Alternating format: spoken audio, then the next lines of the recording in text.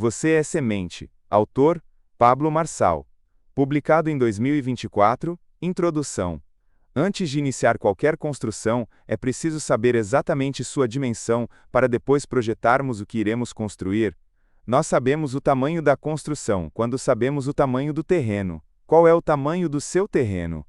É necessário alargar, comprar mais espaço, começar a adquirir os terrenos ao lado? Se você me diz que precisa de mais espaço e não tem dinheiro, a minha resposta é que você arrende o terreno. Já de início, quero te orientar quanto ao uso deste livro. Não deixe para aplicar este conteúdo uma vez na semana, no sábado, por exemplo. Organize-se, semeie e cultive, no mesmo dia, as sementes que você recebe. Não deixe acumular conteúdos, faça as ações imediatas. É sobre uma reprogramação, é sobre algo novo, faça todos os dias, aplique. Quando você aplicar, irá identificar onde precisa corrigir. Essa rota é fundamental para uma nova mentalidade. Salomão já falava, da forma como você pensa, você se torna. Quando você cria uma emoção e vai para uma execução, retroalimenta esse processo. O poder de executar algo é poderoso. Chava. O que é a sabedoria? O primeiro passo é a busca pelo conhecimento. Entender aquilo que você adquiriu como conhecimento não basta apenas assistir a uma palestra, ler um livro, ver um filme. Você precisa entender. Em seguida vem o discernimento, eu avalio aquilo que é bom, e aquilo que não é eu descarto. Quando você discernir, você vai plantar as sementes e colher os frutos.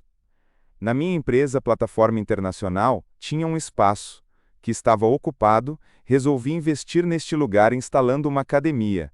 Comprei uma academia, os aparelhos, reformei, disponibilizei para os funcionários e ganho dinheiro.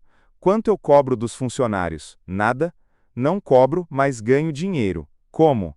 Liberando endorfina. Ali foi criado um ambiente de conexão, não somente para exercícios.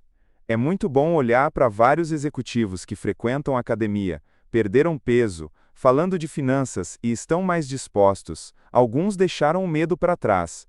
Endorfina vale mais que dinheiro. O que está o impedindo de ir para a próxima fase? Do que e de quem você depende? Toda a edificação moderna precisa de um excelente terreno.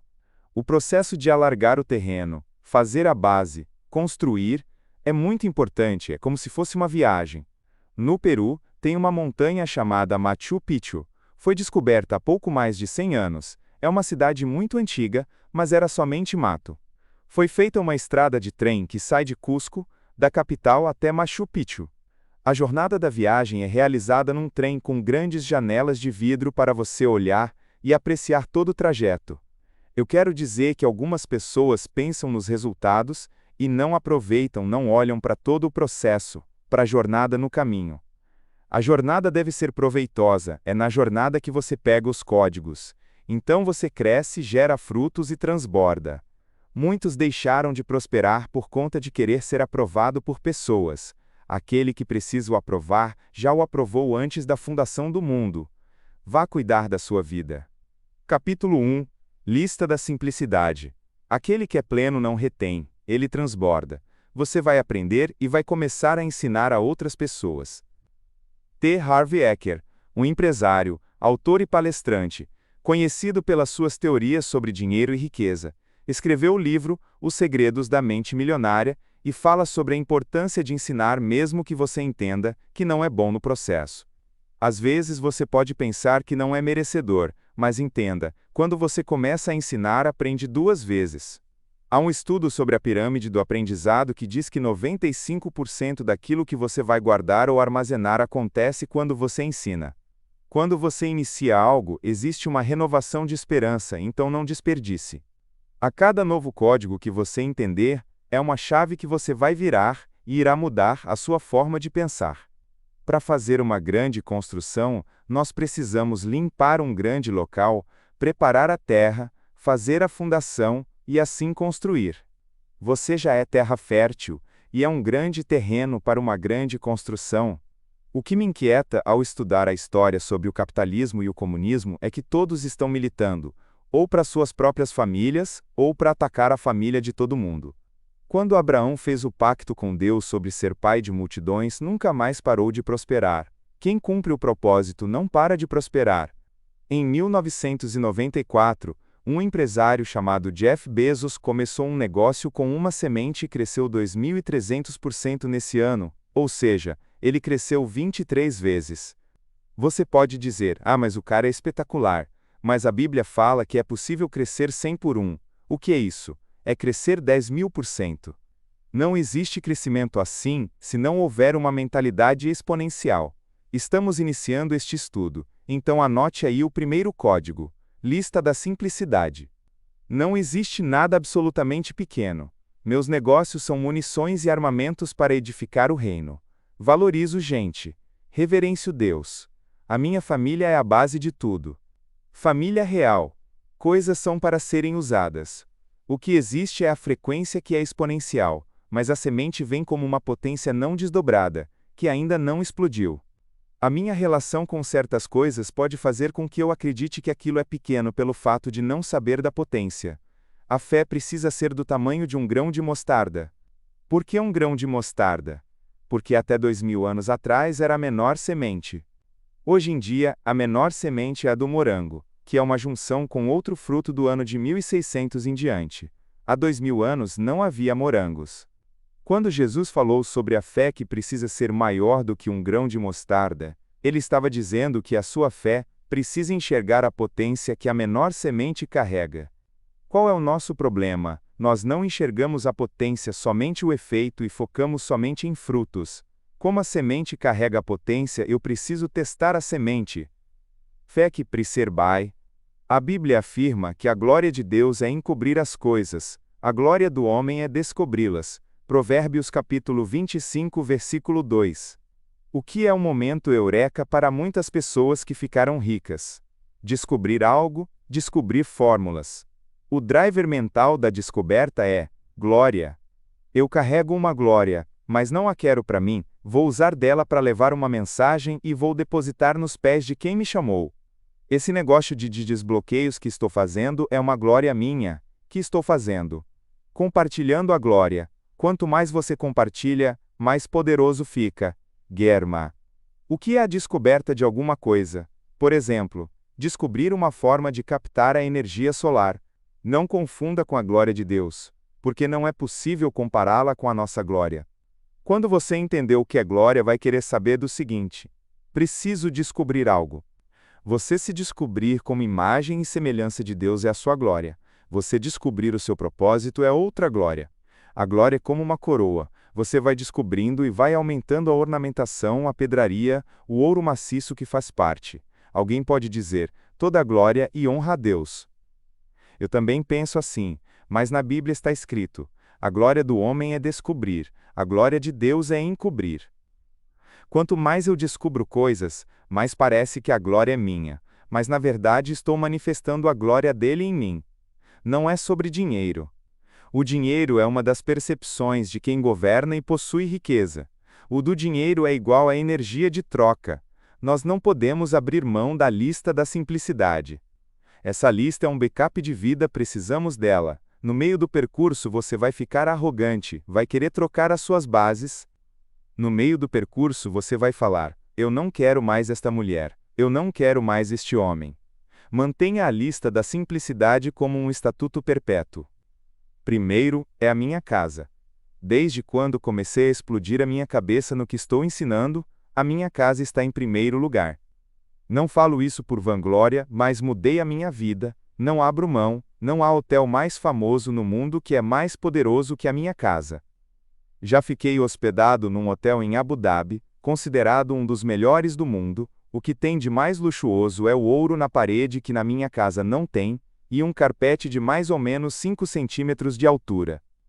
Eu não gosto de carpete, senão instalaria o carpete e o ouro nas paredes. No hotel não vi talheres de ouro, na minha casa tem. Lá não vi copo de titânio, na minha casa tem. Você me diz, o que quer mostrar com todo esse luxo, esse conforto? Te respondo, o lugar mais importante é a minha casa, lá há uma família real, um reinado acontecendo. Família real. Você pode me falar, Pablo, mas a minha casa é um lixo. Mas tudo começa com essa lista de prioridades, a sua casa é um lixo porque você deixou acontecer. O melhor hotel do mundo não tem a presença de Deus como tem na minha casa.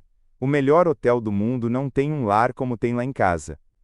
A construção do melhor hotel do mundo é impagável, fizeram um estudo, e ele nunca vai se pagar.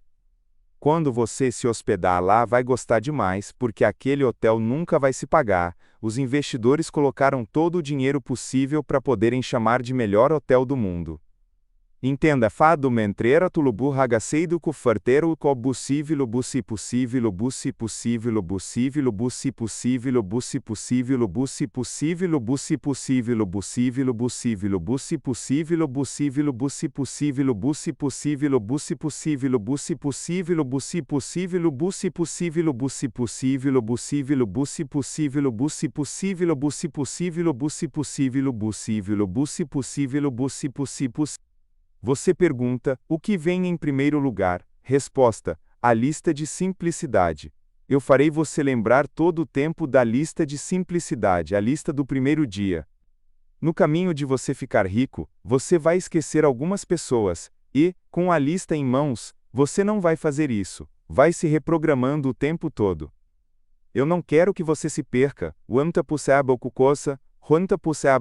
riqueza não é dinheiro, riqueza é fruto. Quem planta tem fruto, quem não tem vive de doação dos outros.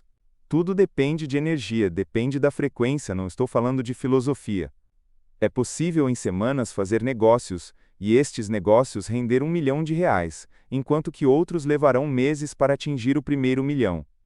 Lembro-me do Nésio que, quando fez o primeiro R$1 milhão, ele podia ter batido antes, eu fiz questão de ajudá-lo a levar um ano. Foi um ano amadurecendo, um ano quebrando crenças, um ano deixando a escassez, um ano deixando de ser preguiçoso em várias áreas, um ano que ele deixou de ser fraco, muitas transformações aconteceram, e quando deu um ano, o Nésio fez R$1 milhão. Lembro-me do Marcos Paulo, que antes de um ano, fez R$1 milhão, mas não foi em faturamento, foi para ele. É preciso entender que a distância que você está do milhão é a frequência que você não tem. Dê R$1 milhão para quem é ignorante, esse dinheiro vai virar um problema para ele, porque não tem capacidade laborativa, não dá conta de trabalhar com aquilo, é muita energia para ele. Então, em que eu preciso me desenvolver? Eu preciso crescer em energia para recepcionar esse negócio. Certo dia, eu estava dando uma palestra, e não tinha vontade de sair de lá, eu estava muito empolgado, mas 2 caras falaram algo e foi o suficiente para eu entender que precisava me desconectar daquele lugar. Estava muito boa aquela energia, mas você precisa de alguém para lembrá-lo da sua lista de simplicidade, porque às vezes você se perde. Estou falando que você precisa iniciar uma desconstrução, precisamos desarmar você inteiro, mas não começaremos sem a lista da simplicidade. Deve estar escrito na sua lista: a pessoa que dou a vida por ela é o meu cônjuge. O maior treinador de quem serei é dos meus filhos. Patrimônio para mim deve ser usado para determinado objetivo, tudo deve ser feito com clareza. Na lista de simplicidade, a empresa tem que ser armamento. A empresa não é um lugar para você dar a sua vida e morrer por isso. Empresa não é um lugar que você fala eu dou a minha vida por isso. A empresa é um caixa eletrônico, sem boca para depósito. Significa que, no dia que eu vou instalar esse caixa eletrônico, ponho o dinheiro dentro dele, que é quando inicio o negócio, depois não coloco mais. Se ele não consegue multiplicar a semente que tem lá dentro, esse negócio não serve, vai se tornar um problema. O que vai acontecer? Esse negócio vai arrancar frutos seus para continuar prosperando, ou seja, quem está bancando é você. A não ser que você esteja gerando valor, no caso de uma startup, numa empresa tradicional, isso não existe. Se a empresa está comendo seu dinheiro deve ser encerrada, você deve quebrar o caixa eletrônico dela, a máquina deve produzir sozinha para cumprir função. Empresa tem função social, função familiar, função no reino. Empresas são um amontoado de papéis, negócios são entre pessoas. O tamanho da prosperidade vai depender do terreno, X quantidade de sementes, X quantidade de trabalhadores. O terreno determina a quantidade que vai voltar. Fórmula da riqueza igual a FR. FR igual a CC. Sua cabeça, sua capacidade cerebral, vezes GI, geração de ideias, vezes NW Networking, vezes BM, benchmarking, vezes TR, transbordo. Esta fórmula acima não tem possibilidades de erros, é necessário praticar. Você tem problemas de capacidade? Cole, esta é a primeira crença que eu quero destruir em você. Você não se acha capaz. Por quê? Porque você não confia em si mesmo. Posso lhe falar que alguma coisa relacionada à religião o estragou nisso, porque você acredita que não dá conta de fazer nada. Eu sou parceiro, sou filho, sou servo, sou íntimo de Deus, sou obediente ao que Deus me chama e me custa caro. Ele não faz a maioria das coisas que você imagina e não vai fazer. Tudo o que era para fazer já foi feito. Você precisa acessar. Como é que faz para essa capacidade aumentar? O agir. Vai ter que quebrar a cara. Vai ter que alargar a fronteira. Estudando. Vai ter que alargar o terreno.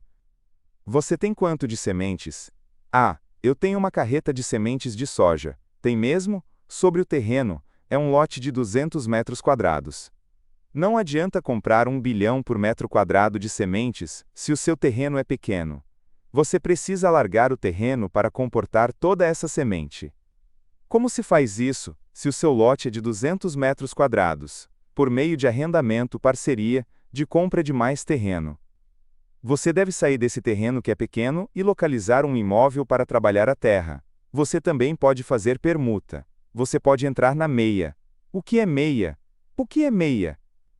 É uma terra parada. Você faz uma parceria e vai lá plantar na terra do proprietário. Fica 50% para ele e 50% do lucro para você. O primeiro problema a ser desconstruído é a capacidade. Se você perguntar, Pablo, você é trilionário? Eu lhe falo, sou mesmo. A mentalidade deve estar à frente daquilo que você tem. Puikno. Deus não vai dar 1 bilhão de sementes para quem tem um terreno de 200 metros quadrados. Deus vai fazer uma doação de tijolos para você, e ainda você terá que ir atrás do que é necessário para levantar as paredes. O terreno determina o tamanho da prosperidade. Como se mede um terreno? Primeiro pelo tamanho, segundo pela qualidade da terra, é vermelha, é terra preta, é de areia como é, e o terceiro é como é o índice de chuvas, como é o sistema de irrigação, é natural, é chuva artificial, ou não tem. Qual é o maior deserto do mundo? A maioria das pessoas pensa que é o Saara, mas o maior deserto é o Polo Norte. O deserto não é medido pela temperatura, se é frio ou calor, mas pela quantidade de água que cai no ano. Então, por não cair a quantidade de chuvas que é o mínimo aceitável, é considerado deserto. Anote isto: o terreno é o seu cérebro. O tamanho do terreno mostra a sua capacidade, a cultura da terra e a irrigação.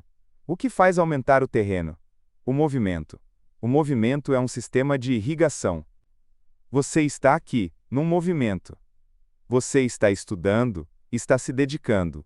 Quando está no movimento, você está recebendo chuva. Isto é uma das maiores mágicas da criação: a água. O seu corpo tem 70% de água. O planeta tem 70% de água. A água é importante. Terreno que não tem água não é frutífero. Vamos espiritualizar sobre a água. Você é a semente, e o Espírito Santo é a água.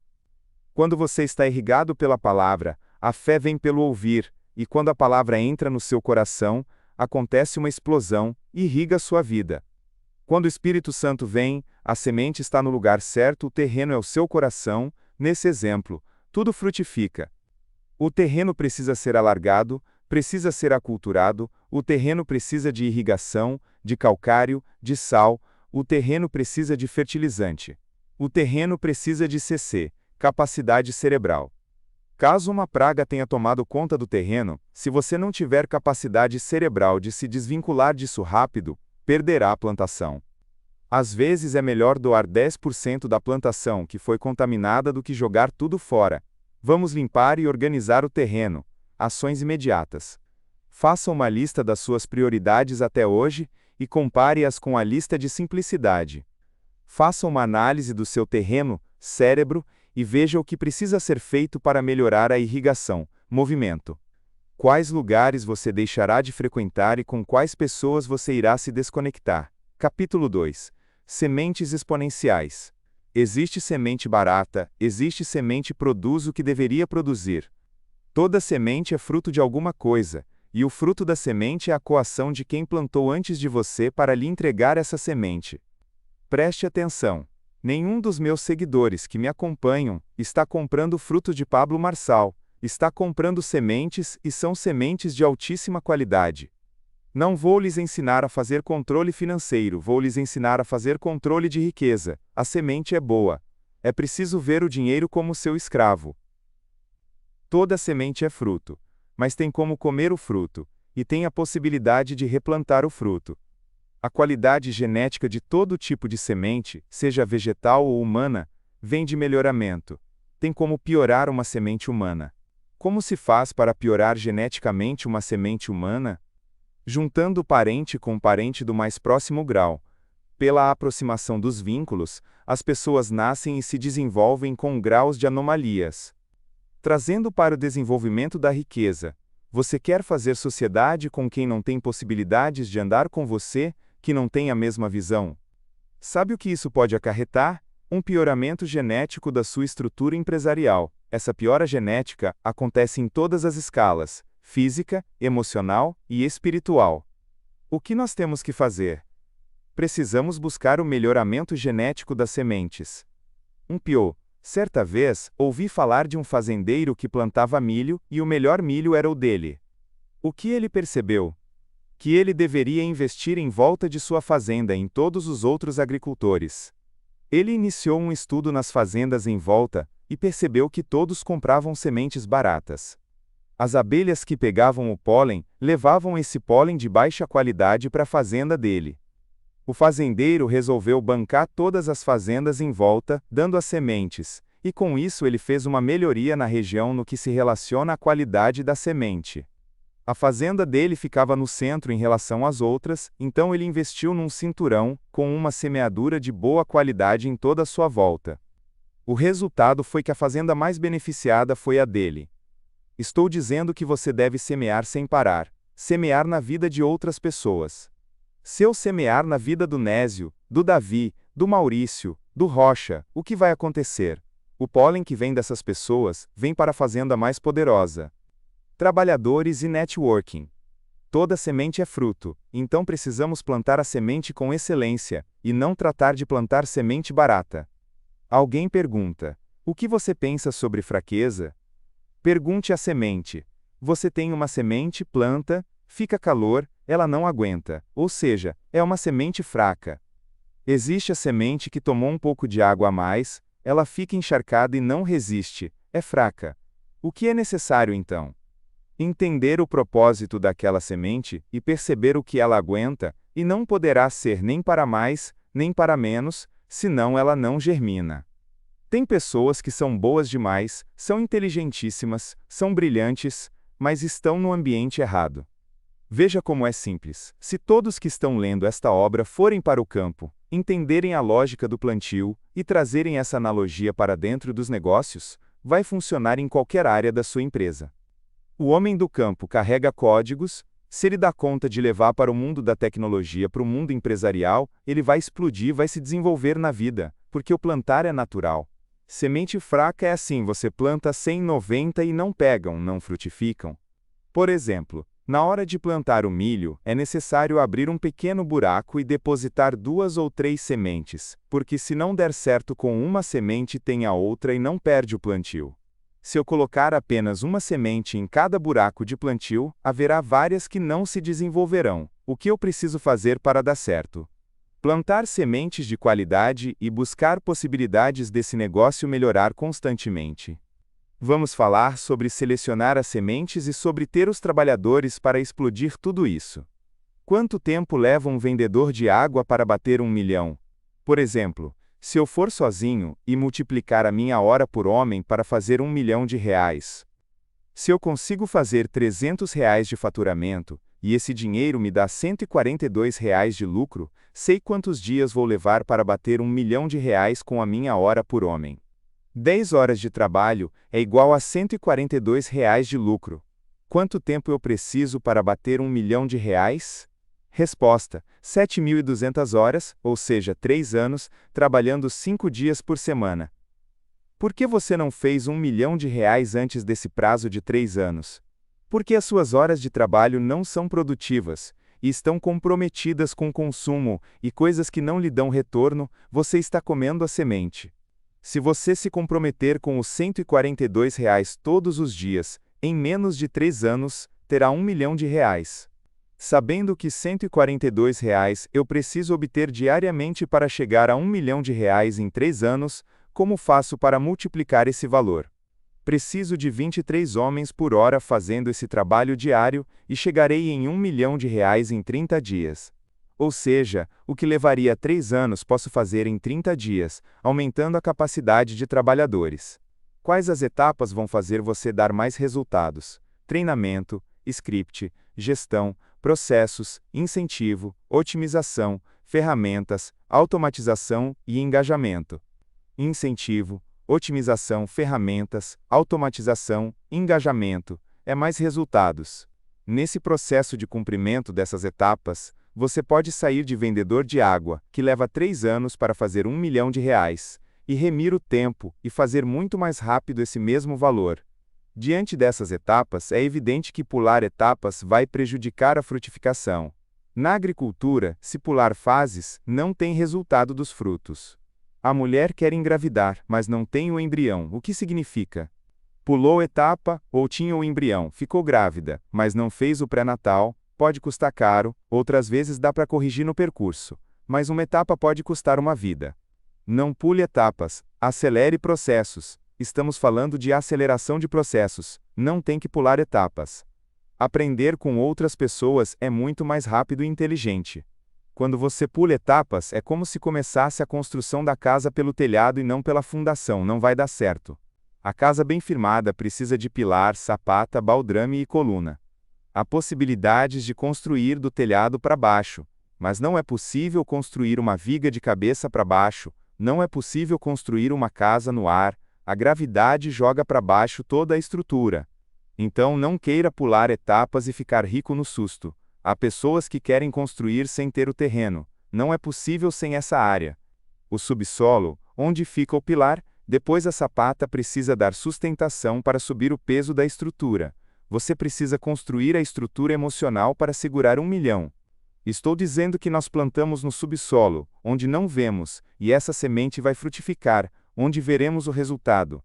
Para plantar é necessário raiz, senão desmonta e cai.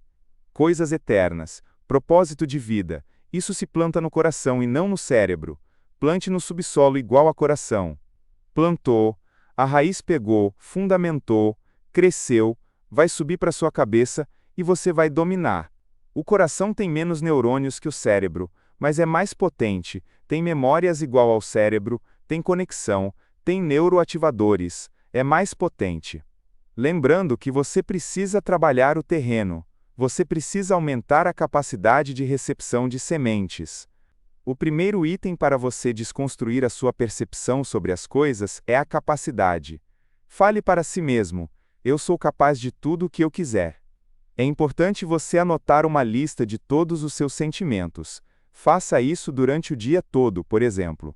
Escreva o sentimento que você tem agora lendo este capítulo. O sentimento é individual, assim como a prosperidade. Já a pobreza é sempre coletiva. Para vencer a gravidade, você faz individualmente, mas coletivamente todos se curvam a ela. São os sentimentos que norteiam os resultados. O que você vai fazer com os sentimentos que anotou? Por exemplo, você pode ter anotado insegurança na sua lista. A insegurança é resolvida com relacionamento. Em geral, os problemas de relacionamento começam em casa. Com a figura materna, trate isso. Reveja e trate o seu relacionamento com Deus, com a família, com quem está à sua volta. Tratou esse circuito, resolveu. Então, atenção sobre a insegurança. Trate o circuito dos relacionamentos. Ser bom de relacionamento não significa não brigar com todas as pessoas com quem você se relaciona. Significa você ter autogoverno. Vamos alargar terreno, a semente você já tem. Vamos resolver os problemas de network e de escoamento. A semente não denuncia quem realmente ela é, mas coloque-a na terra certa, com adubo adequado, calor, água, e deixe a denúncia acontecer. Essa semente vai se desenvolver, vai crescer, vai dar frutos. Ninguém pode esconder o resultado de uma semente. Se não poderiam unguier, anote. O dinheiro é consequência. O dinheiro é o meu escravo e vou usá-lo para cumprir os múltiplos propósitos que tenho. Ações imediatas. Agora é com você. Compartilhe, troque ideias sobre o que está aprendendo. Não funciona você guardar para si. É importante andar com pessoas que queiram essa prosperidade e engrenar com elas, assim você será imparável. Faça uma lista de todos os seus sentimentos, faça isso durante o dia todo. Por exemplo, escreva o sentimento que você tem agora ao finalizar este capítulo, e depois analise desde quando esse sentimento faz parte da sua vida. Capítulo 3. Interdependência. 3 situações você vai observar na sua vida: a dependência, a interdependência e a independência. Dependência. Para que entenda o que vem a ser a dependência, vou usar um exemplo pessoal. Na internet o meu faturamento é excelente, estou satisfeito, mas não me iludo, por isso não dependo exclusivamente desse meio. Talvez alguém, um dia, aplique leis e determine que não dá mais para fazer desse jeito na internet, não irei entrar em desespero porque eu não dependo nem do meu melhor negócio. Entenda, depender gera escravidão. Você pode ter encontrado na natureza um veio de ouro, mas ele um dia vai acabar. A volumetria da Terra tem um limite de ouro. Ainda há muito que se descobrir neste planeta Terra, mas imagino que vai levar muitos séculos para o homem garimpar todo o ouro. O que acontece é encontrar um veio que acaba, então, é necessário buscar outro veio e assim sucessivamente. Interdependência. Você se lembra dos campeonatos interclasses? Classes de fora que se encontram. Internacional é de fora do país. A relação de interdependência é a conexão de fora para você conseguir algo. Eu sou muito decidido, e quase todos os dias corro sozinho, mas algumas vezes corro acompanhado. As maiores coisas que eu consegui na vida foi com interdependência. Nós iremos devagar, mas chegaremos com certeza. Na interdependência você vai devagar, mas chegará. Independência. Na independência tem uma elevação de ego. É bom conquistar a independência, contudo é muito melhor andar na interdependência. Em relação aos seus pais, você quer ser dependente, interdependente ou independente? Ah, é bom demais ser filho de rico, porque nem precisa fazer nada. Qual é o ser humano normal que deseja um negócio desse? Ou somente uma pessoa que tem a mente cauterizada, porque a dependência vai tirar a sua maturidade, e você vai continuar escravo dos seus pais. Você está falando que sou escravo dos meus pais? Sim. A diferença de filho para escravo é que o filho toma posse da herança e governa, o filho precisa progredir para mostrar que é filho, caso contrário, ele não tem diferença nenhuma para com o servo. A dependência tem limites. Você está num grupo chamado Dependentes do Pablo Marçal. Essa dependência vai acabar porque eu vou passar você para uma fase chamada interdependência. Observe atentamente a lista a seguir. Lista de dependências. Uma única fonte de renda. Um único conhecimento. Você é especialista numa área somente. Imagine que fez teologia. Foi trabalhar numa igreja como pastor por 20 anos. Um dia você caiu em pecado e o expulsaram de lá. Você era dependente de um único conhecimento. O que vai fazer? Um único amigo. Religiosidade. O código mais pesado de Salomão foi chamar 12 pessoas, uma de cada tribo, e perguntar: você domina as artes? Quem é a segunda pessoa que também domina artes na sua tribo? Você vai me ensinar, ou seja, ele chamou 24 especialistas de cada tribo para ensiná-los sobre diversas áreas. O código mais pesado de Salomão é ripar 24 sábios das 12 tribos de Israel.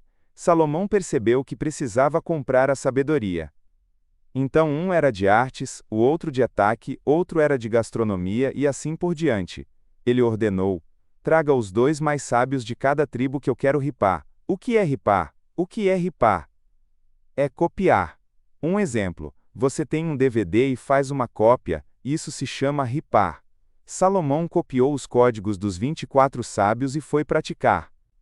Depois desse episódio, Salomão virou um problema na terra. Salomão olhava para a formiga e dizia: vai ter com a formiga, ó preguiçoso, que ajunta no verão e tem no inverno. Até quando ficarás deitado? Até quando cruzarás os braços? Provérbios capítulo 6. Esses códigos ele pegou observando a formiga. Depois olhava para a águia, para uma árvore, para o rio. Ele aprendeu a observar tudo à sua volta, ele parou de ser dependente e não dependia apenas de uma área do conhecimento. Era filho de um rei, e por isso ficava o dia todo aprendendo coisas. Era bom de guerra, de comunicação, de negócios. Todavia, quando chegou a sua vez, o que ele fez? Chamou 24 pessoas sábias, especialistas em áreas do conhecimento, foi aprender com elas e pegou os códigos. Lembra-se da lista acima com os itens 1 e 2? Pois é, Salomão acabou com a lista do conhecimento único e especializado. Item 2. Quando fui estudar PNL, entrou uma coisa na minha cabeça: eu não posso ser o que estudei. O que isso significa? Devo sempre buscar conhecimento, sempre aprender coisas novas, nunca vou parar de fazer isso? É uma sensação muito boa pilotar um helicóptero, pegar aquela máquina e decolar, andar de ré, eu domino aquela máquina. Dirigir um carro de corrida, um trator, buscar conhecimento e executar. Declare: eu sou do tamanho que eu quiser. Eu posso falar qual é o seu tamanho hoje? Você é do tamanho do seu conhecimento, das conexões que tem, dos resultados que você já atingiu. Certa vez almocei com Flávio Augusto, e trocando ideias, lhe disse que eu havia nascido num Voyage, e ele falou que fez um convite de sociedade para uma pessoa: venda o seu Voyage, vamos crescer com Wise Up. O cara não quis, era um carro modelo 86, após um tempo, essa mesma pessoa foi trabalhar na empresa do Flávio, e ficou uns 6 meses lá. É chocante essa história, porque a empresa foi vendida por R$1 bilhão, e o cara precisava colocar somente um Voyage. A dependência dele, as crenças, a visão que ele tinha, fizeram com que não aceitasse se tornar um sócio e ter R$500 milhões em troca de um Voyage. Se você tem apenas uma fonte de renda, está fadado ao fracasso. Se você depende de um único conhecimento, esse negócio pode ficar inútil nos próximos anos. Você que tem apenas uma conexão, como é que vai crescer? Vamos fazer um teste. Se falarem: o Pablo não ganha mais dinheiro com lançamentos, não ganha mais dinheiro com loteamentos, com construção, com livros, minha resposta é: não me incomoda. Você pode falar das 46 fontes de renda que eu tenho, a minha resposta é a mesma: não me preocupo, porque já estou antes disso fazendo rendas novas. Vou falar algo que é muito pesado: eu amo Jesus, eu amo Deus, eu sou filho de Deus, sou imagem e semelhança dele, a minha vida é para ele, eu dedico tudo o que tenho a ele. Mas você foi ensinado de forma errada, a depender em tudo dele, e Deus não vai fazer muitas coisas que você acha que ele vai fazer. Depender de Deus para tudo é religiosidade, não é espiritualidade. Há certas coisas que cabe a você fazer. Não quero criar confusão, quero que você pare de ser dependente. No mundo espiritual, se você for somente servo, é semelhante a um escravo, e o pior de tudo, quando você for entrar nas bodas, alguém vai te dizer: aparta-te de mim, porque não te conheço. Reino é igual a governo, salvação, acessou, não perde, e entrarás. Algumas vezes, eu abro inscrição para mentorados viajarem comigo no meu avião. É assustador, aparecem caras de 50 anos com dependência paterna. Você que é vingativo está lá na sua lista de dependência, esse veneno diário. Você que gosta de pornografia, esse lixo sexual, está na sua lista, gastando energia. O que está na sua lista de dependência? A Carol amada tem um extremo temor por conta dessa mulher. Há 20 anos nos conhecemos e ela me disse que se eu morresse, ela também iria. Eu disse a ela que isso estava errado, e ela me respondeu que era romântico. Com 5 anos, 1 mês e 12 dias, nós nos casamos, e a Carol continuava dizendo a mesma coisa. Eu não era pleno, e a Carol tinha dependência emocional, matematicamente abaixo explico. Carol 0,5 vezes, Pablo 0,7, é igual a 0,35. O que acontecia aqui? Multiplicava 0,5 vezes 0,7, somente aumentava a dependência, não melhorou em nada. Passou um tempo. Carol 0,7 vezes Pablo 0,7 é igual a 0,7. O Pablo cresceu, ficou pleno, mas a Carol não cresceu no mesmo nível, o que significa dizer que ninguém está pleno, porque no casamento, numa sociedade, no networking, um dos dois é dependente. Não adiantou o pleno crescer. É importante ter unidade, que se dá somente com plenitude dos dois no caso do casamento e não com dependência. Quando voltei da lua de mel, fui à casa da minha mãe e disse a ela que não era mais a mulher mais importante da minha vida, pois agora tinha Carol. Foi muito difícil fazer isso. Senti uma desconexão dela. Fui para casa, Carol não me reconheceu. É o dia que você vira homem. Sabe o que aconteceu? Izer. A toalha não aparecia mais, a comida não estava mais no prato. Uma semana depois de casar, entrei no quarto e chorei desesperadamente. Era eu e a Carol. Você pode me perguntar, mas então você não honra seu pai e sua mãe? Ajudo a minha mãe, dou atenção, e ela inclusive está sob os meus cuidados, mas não estou sob os cuidados dela. Deixei a dependência. Deixar a dependência vai acontecer no físico, no almático e no espiritual. Se você quer ter um relacionamento, uma sociedade, 1 vezes 1 igual a pleno. É muito ruim andar com gente dependente emocionalmente, quimicamente. Há a dependência emocional, a dependência química, a dependência de Estado. Pense quantas pessoas dependem do assistencialismo. A minha esperança não é a pessoa largar o assistencialismo, é fazer você ficar próspero, para convencer mais gente. Se a nossa nação for próspera como os estados, por mais que tenha gente doente mental, querendo nos deixar pobres, nós vamos prevalecer. Cuidado com esse estado. Independência, um grande alerta para isso. Quando você é independente, é governante pleno. Somente um independente diz que vai fazer alguma coisa, assume um compromisso publicamente e faz. Parece até uma ignorância, mas mesmo operado não deixei de correr 5 km por dia desde o dia 23 de dezembro. Operei com essa condição. Falei ao médico que operava se não me atrapalhasse. Ele me pediu para ir mais devagar, concordei, mas disse que parar não faria. Preciso fazer outra cirurgia, mas já disse a ele que vou continuar correndo, porque eu já determinei, e nada vai me fazer parar, nem preguiça, nem vulcão. São apenas 5 quilômetros, mas esse percurso vai fazer com que uma geração de pessoas seja transformadas, não se trata de orgulho e obstinação. São 5 quilômetros que provam que eu consigo fazer qualquer coisa. No físico ainda estou perseverando em dominar, ainda não consigo. Quero instalar 1 ano fazendo diariamente essa corrida, porque tudo o que mudei na minha vida foi fazendo por 1 ano seguido, deixei de ser fraco por isso. Vamos seguir tratando da dependência.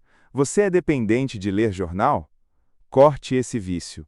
Caso você não saiba, a imprensa é favorável a quem lhe paga.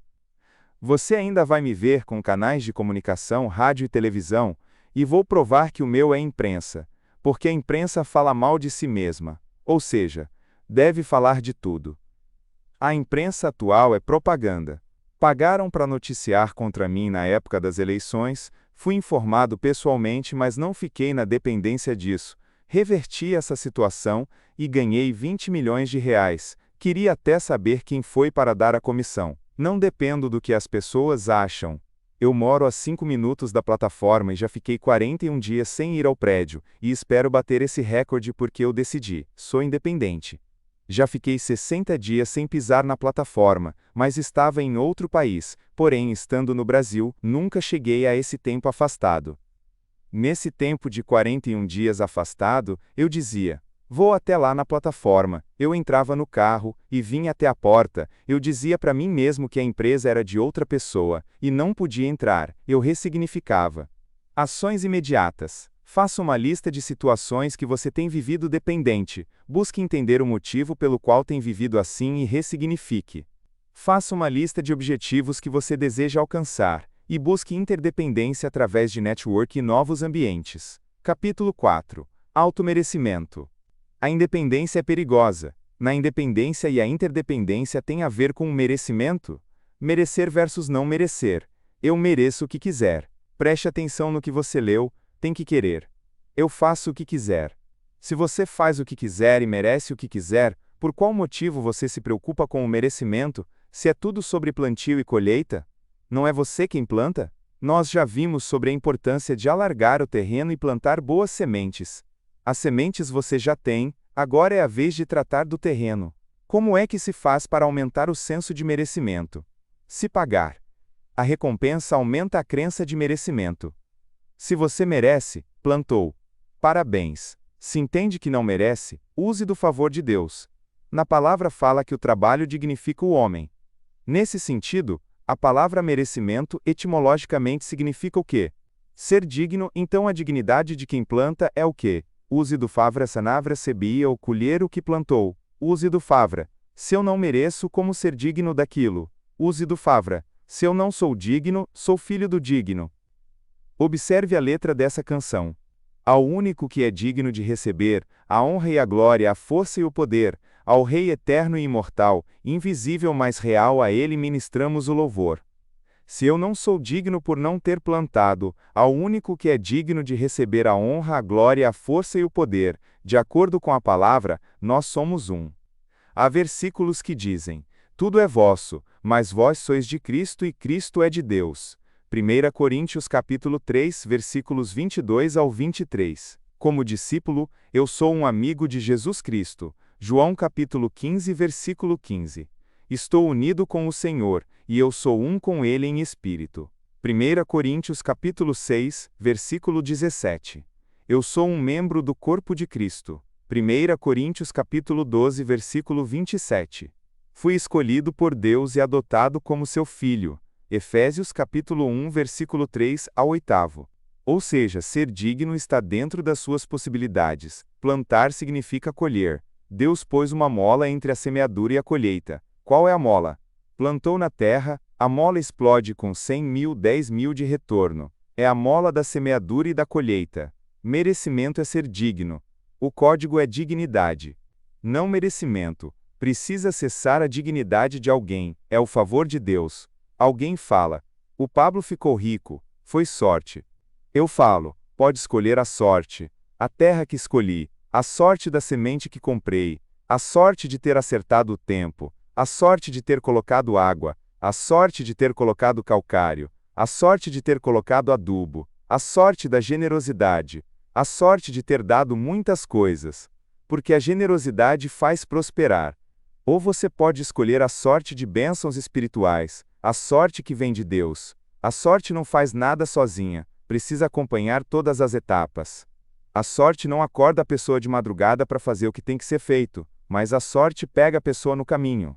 Nunca vi sorte fazer nada por si. Nunca vi milagres operarem sozinhos. Nunca vi bônus vir sem o ônus. A palavra dignidade vem do latim, significa valioso. Você merece, porque você aplicou o valor. Pablo, não apliquei valor. Saca o valor de outro lugar. Tem muitas pessoas abandonando o plantio, então pegue a colheita. O meu mentor de triatlon, o Marcelo Lopes, disse um driver mental extraordinário: se você está em último, está na frente dos que desistiram. Se você está querendo passar num concurso público, não pare de estudar, porque um monte de gente vai desistir e você vai entrar se continuar. Os últimos serão coroados porque são melhores do que aqueles que desistiram. Esse é o código que você tem que aprender. Ah, mas eu cheguei em último na competição de 100 pessoas. Você chegou em 100º lugar, então está melhor que os 3.000 que desistiram. Você é bom, o negócio é perseverar. Ah, melhor que os soas. Se você não fez por merecer, acesse o merecimento que se chama favor de Deus. Uma pessoa pode perguntar: quem o favor de Deus alcança? Ele alcança o rico, o branco e o preto?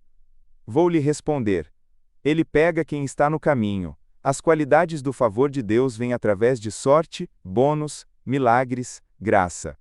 Como é que isso vem na minha vida? O milagre precisa de problema, sorte precisa de alguém no caminho fazendo alguma coisa. Por acaso, você já viu uma carteira cheia de dinheiro sair lá do meio do capim, voar e cair dentro da sua casa? O fulano tem sorte. Tem, mas alguém teve um ônus, perdeu essa carteira no percurso. A sua sorte, talvez você não saiba, é o ônus de outras pessoas. Tem gente que desistiu de procurar a dracma perdida, aquilo é o seu bônus. Na lei brasileira, código 169, coisa achada, são 15 dias para devolver. O brasileiro não sabe disso, mas depois de 15 dias com o objeto em mãos, é considerado crime. Você merece aquilo que plantei. Eu modelei um código de Jesus e nunca mais fiz uma palestra. Eu estava estudando a Bíblia e pensei: Jesus fez esboço do que ele ia falar? Como Jesus escreveu essas coisas? Não foi Jesus que escreveu, eram os discípulos que escreviam os acontecimentos, mas ele nunca se preocupou em mandar mensagem para ninguém. Ele olhava para a pessoa e falava o que ela precisava. Quando subo no palco, olho para o povo, e tudo acontece de acordo com a energia que eles estão me entregando. Se eles não me entregarem energia, ficarão sem. Quando eu peguei esse código, percebi: não precisa fazer 1000 coisas, ou ser impressionante, eu preciso servir o que a pessoa está querendo. Porque o Nésio, que já assistiu a 38 turmas do Método IP, nunca viu uma turma com conteúdo repetido, apesar de que parecia que era a mesma coisa por conta do título. Porque nunca teve o mesmo público. Heráclito de Éfeso, um filósofo pré-socrático, dizia que todas as coisas se movem e nada se mantém igual. Ele dizia que não dava para entrar 2 vezes no mesmo rio. Tanto a pessoa quanto o rio mudam a cada segundo. Então nem a pessoa nem o rio seriam o mesmo após o primeiro banho. O rio sempre será único, e o homem é outro. O agora é único. Você deixa as coisas para depois porque não honra o agora. O agora é único.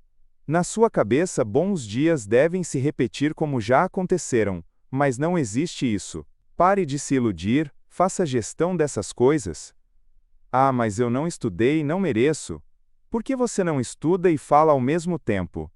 Aristóteles ensinava andando. Eu gosto de fazer reuniões andando ou correndo, e tenho muito aproveitamento assim, porque a cabeça começa a raciocinar em movimento. Não interessa se você acha que não merece. Entre em movimento. Tudo muda no movimento. Você é a única peça da criação que insiste em dizer que não precisa se movimentar. As árvores se movimentam. Você diz: a árvore está plantada. Não sei se você sabe, mas a árvore, quando foi plantada em outro lugar a partir do fruto de outra, ela se movimentou. A água se move, as partículas se movem, o vento se move. Aquilo que eu não mereço eu vou fazer, porque vou acessar o favor de Deus. Ações imediatas. Faça uma lista de todas as coisas que você deseja viver, experimentar, possuir, e não se sente merecedor. Depois busque informações sobre cada item da lista e entre em movimento para acessar cada um desses itens. Capítulo 5. Necessidade de aprovação. Põe as mãos na sua cabeça e declare: cérebro. No 3, 2, 1. Você solta as mãos, com força. Uma convidada veio à plataforma com um motorista por aplicativo. Disse-me que ele me acompanha, que aprendeu muito conosco.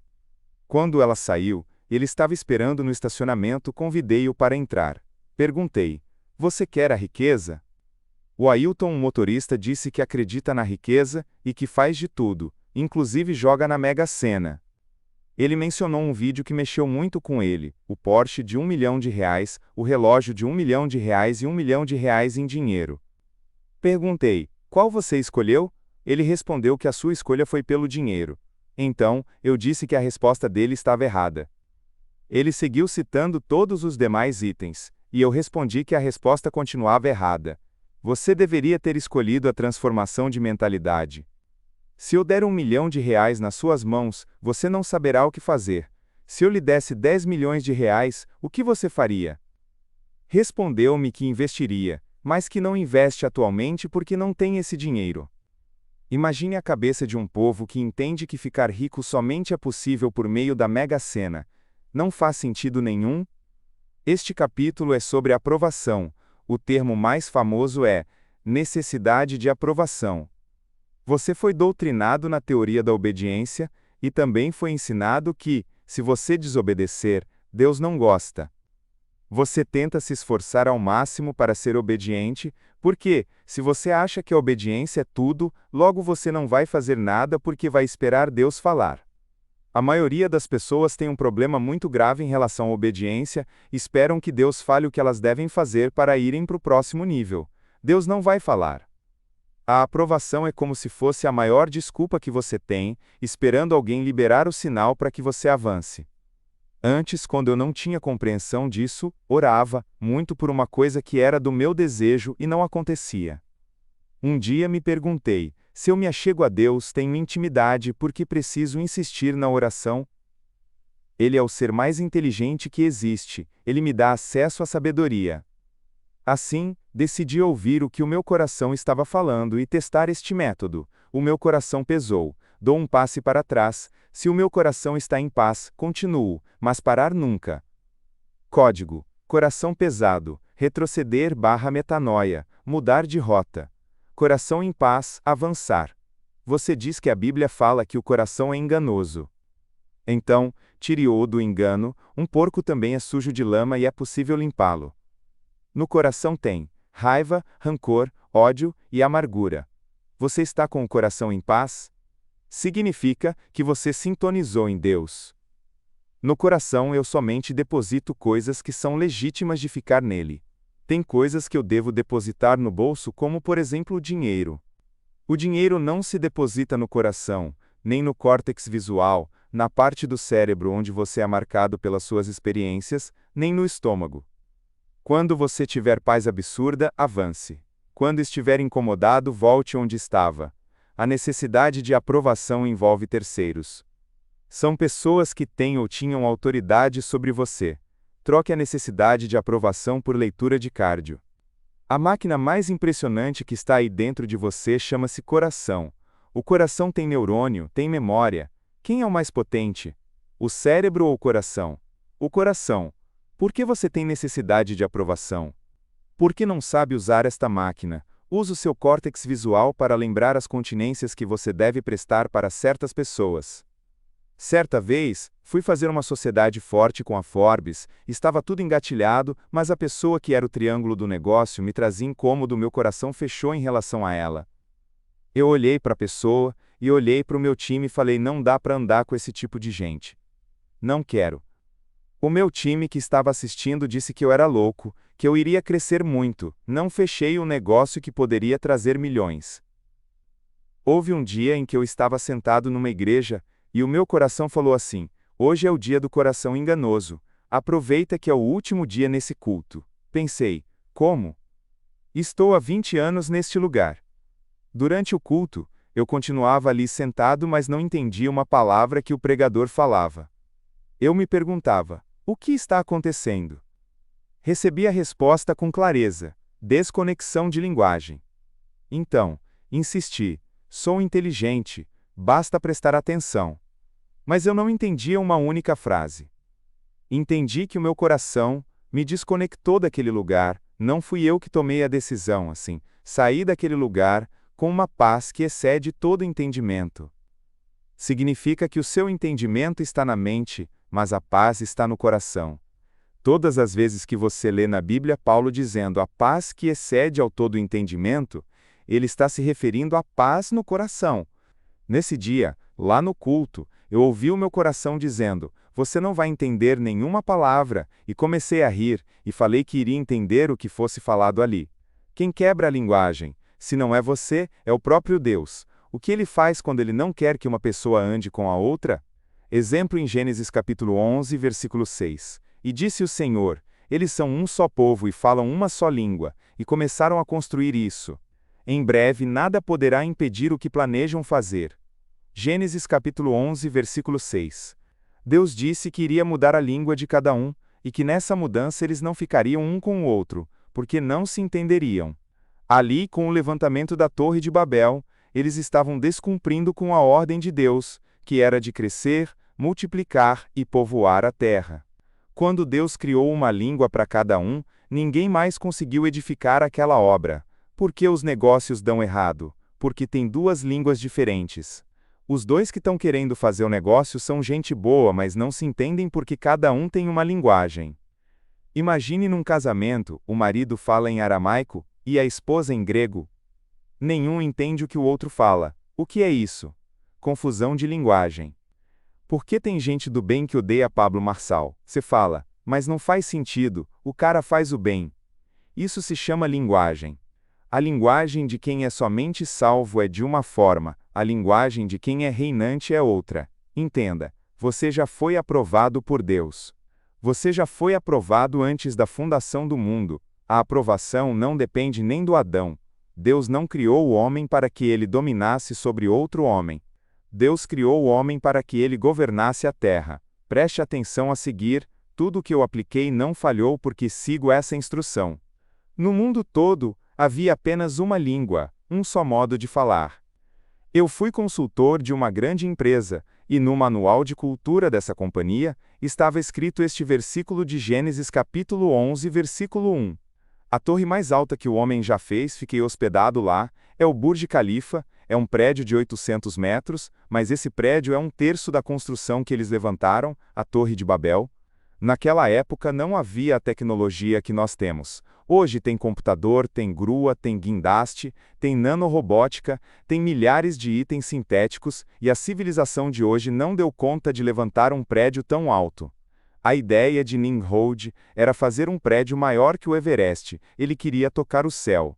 Todas as vezes que você entende que está fazendo algo por você mesmo, que dá conta de fazer tudo, você está contra Deus. Deus desceu 2 vezes na terra, essa situação da construção da torre é uma delas. A primeira falha do casal sobre a terra não foi pecar, foi não desfrutar. Deus havia dito desfrutem, por não desfrutarem foram buscar coisas diferentes. O maior erro de quem quer ficar rico é não desfrutar. Quando não desfruta do seu casamento, você vai caçar os outros. Quando não desfruta de uma palavra que Deus lhe deu, você vai atrás de aprovação dos outros. Não se preocupe se alguém chamar a sua atenção. É muito melhor você fazer algo do que esperar a aprovação dos outros. Se você esperar tanto para fazer, é porque você entende que tem tanto respeito por aquela pessoa que acaba por não fazer. Eu ouvi muitas vezes, o Pablo é doidinho.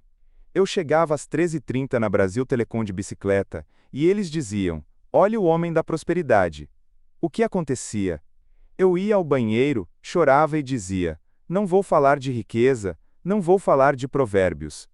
A pessoa que tem necessidade de aprovação não desfruta. Se a Eva não tivesse necessidade de aprovação, não teria mexido com a árvore do conhecimento. Na Torre de Babel, houve dispersão e não unidade, ali cada um foi para um lado por conta da falta de comunicação. Quando você não tem comunicação com os seus sócios, por exemplo, esse empreendimento está fadado ao fracasso. Contudo, coletividade não é unidade. Por que a coletividade não remete à unidade? Porque nesse caso estamos juntos em volta de um projeto, de uma situação que está nos atraindo, acabou o projeto, dispersou todo mundo. Todas as vezes que a coletividade sofrer um ataque, cada um irá para um lado. No casamento, se houver unidade, não haverá traição ou qualquer outro problema, será indissolúvel. No casamento que acontece a separação com o primeiro problema que aparece, não há unidade, há dispersão. O casal não se tornou um. Quando há unidade, a sua falha é a minha falha. Quando você cria unidade com alguém, pode acontecer qualquer situação desagradável, os dois vão dizer estamos juntos até depois do fim. Falar com a boca que o casamento é para sempre lá na hora de jurar os votos, qualquer papagaio treinado fala. No processo com outra pessoa, como eu faço para saber se haverá unidade? Já coloco na crise, se a pessoa dá conta de resistir à crise, eu falo para seguirmos juntos. Outro exemplo de unidade. Num saco de maçãs fechado, todas estão presas, rasgou o saco, cada uma vai para um lado, é a lei da física. As maçãs podem ter unidade? Sim. Pegue cada uma delas, descasque-as, tire as sementes, mantenha a polpa, faça uma torta de maçã. Esta torta é a representação da unidade entre as maçãs. Ainda, há o propósito da maçã que é o de cessar a fome de alguém. Tudo o que Deus criou é para servir ao homem. Se as maçãs estivessem lado a lado, como numa fruteira, não estariam em unidade, estariam juntas. Há casamentos em que não há unidade. O casal está junto. O anel, que é o símbolo de casados neste exemplo, representa uma algema no dedo da mulher e uma algema no dedo do homem. Por que você está preocupado com as pessoas que não têm relação com o seu propósito? Por que essa necessidade de aprovação? Preocupe-se em saber o que Deus deseja de você. Vamos rever a palavra em Gênesis capítulo 11, versículo 6. E disse o Senhor: Eis que o povo é um, e todos têm uma só língua. E isto é o que começam a fazer. Agora não haverá restrição para tudo o que eles intentarem fazer. Isso aqui se chama código do ilimitado. Deus, o programador do universo, vem à Terra com o notebook dele e diz: vocês são bravos demais, preciso reprogramar a cabeça de vocês. Ele falou, reset de linguagem no cérebro humano, e deu um play. O que aconteceu? Cada um passou a falar uma língua, em alemão, em aramaico, em italiano, em inglês, ou seja, Reconfiguração total realizada com sucesso. Ninguém se entendia. Imagine um ambiente onde cada pessoa tem uma linguagem. Tornou-se um caos, e, naquele momento, o esparramar que Deus havia ordenado aconteceu. Tudo isso porque um homem chamado Nimrod reprogramou uma ordem de Deus. Não vamos nos esparramar na terra, vamos fazer uma torre que vai até os céus, e o nosso nome ficará lá. Com a reprogramação na linguagem, as pessoas não se entendiam, não havia comunicação. O mesmo acontece quando você se une a alguém que não se relaciona ao seu propósito. Você não entende os objetivos daquela pessoa. Por exemplo, não há nada na base do russo e do mandarim que se relacione à base da nossa língua portuguesa, latina. Não há comunicação. Obviamente, se traduzirmos, entenderemos a língua, o que levou muito tempo para acontecer. Fale em voz alta. Deus me aprovou e eu preciso achar um povo para andar em unidade, e esse povo precisa ter a mesma linguagem porque, se isso acontecer, não haverá restrição para tudo o que nós quisermos, ou o que nós intentarmos fazer. Por que uma única pessoa não faz algo grandioso? Porque Jesus disse: onde houver 2 ou mais reunidos no meu nome, ali estou eu entre eles. Não existe nada poderoso que vem dos céus para uma única pessoa fazer. Jesus podia ter vindo à terra e não ter chamado nenhum discípulo. Observe sobre unidade de linguagem. O fato de Jesus andar pela terra dele, andar por Cafarnaum e não acontecer milagres, se dava porque a linguagem do povo era 100% contra o que ele estava fazendo. Você não imagina o poder que nós temos pelo fato de andarmos em unidade. Sugiro que você estude a biografia de Smith Wigglesworth, um prestigiado pastor britânico que tinha uma unidade grandiosa com a sua esposa e que a ressuscitou por 2 vezes. Talvez você me diga assim: Pablo, não entro nas suas loucuras, mas você precisa tomar cuidado, a unidade de linguagem muda para a devastação, e muda para o ilimitado. Eu não sei se você já pensou nisso, mas Deus abriu o computador e reprogramou a Terra nesse dia, e entregou a justificativa: esse povo não tem limites. Um dia, um menino na China inventa o pirocóptero. Um dia, Leonardo da Vinci, estudando história, soube sobre esse pirocóptero, e disse para alguém que alcançasse um lápis e um papel porque ele queria desenhar o tal pirocóptero. Percebeu que precisava entender sobre voar. Assim, ele criou o paraquedas. Nos escritos dele tem o desenho do helicóptero de hoje. Os homens de hoje não sabem como construir uma torre tão alta quanto aquela que Nimrod construiu. Há tecnologia disponível para isso, mas não há unidade de linguagem. Um dia em Tel Aviv, alguém juntou 62 famílias e fez o maior polo de startup do mundo. Um dia, 55 homens se uniram para fazer a nação mais próspera da Terra, os Estados Unidos. A unidade de linguagem é a expressão de desenvolvimento humano. Quando o menino na China fez o pirocóptero, e Leonardo da Vinci, mais tarde, baseado nessa invenção, pensou que certamente haveria uma forma de criar uma máquina que voasse. Pensaram separadamente no tempo e no espaço, mas, quando um grupo em unidade se aproximou para colocar esses projetos em ação, o helicóptero surgiu. Por que Salomão não tinha um helicóptero? Por que poucas pessoas queriam um helicóptero naquela época? Quando se juntam pessoas com o mesmo objetivo, não interessa o tempo, vai acontecer. Salomão ficou contente em contemplar a águia voando, mas, se ele dissesse eu quero voar, ele iria. Na palavra consta 365 vezes: não temas, seja forte e corajoso. Por que você tem medo? Porque você não sabe quem falou isso para você. Se você souber quem falou isso para você, não há quem o impeça de crescer. O que é necessário? Um plano de negócios para ter uma empresa? É fundamental ter dinheiro para ter um negócio? Os maiores negócios do mundo começaram numa garagem, sem dinheiro. Pablo, é sorte. A sorte nunca pegou ninguém dormindo.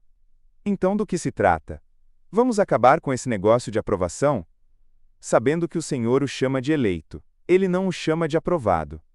Lá em Apocalipse, está escrito que ele vai lhe dar um novo nome, e, se você tiver um novo nome, vai conhecer o novo nome dele. Isso é muito grandioso.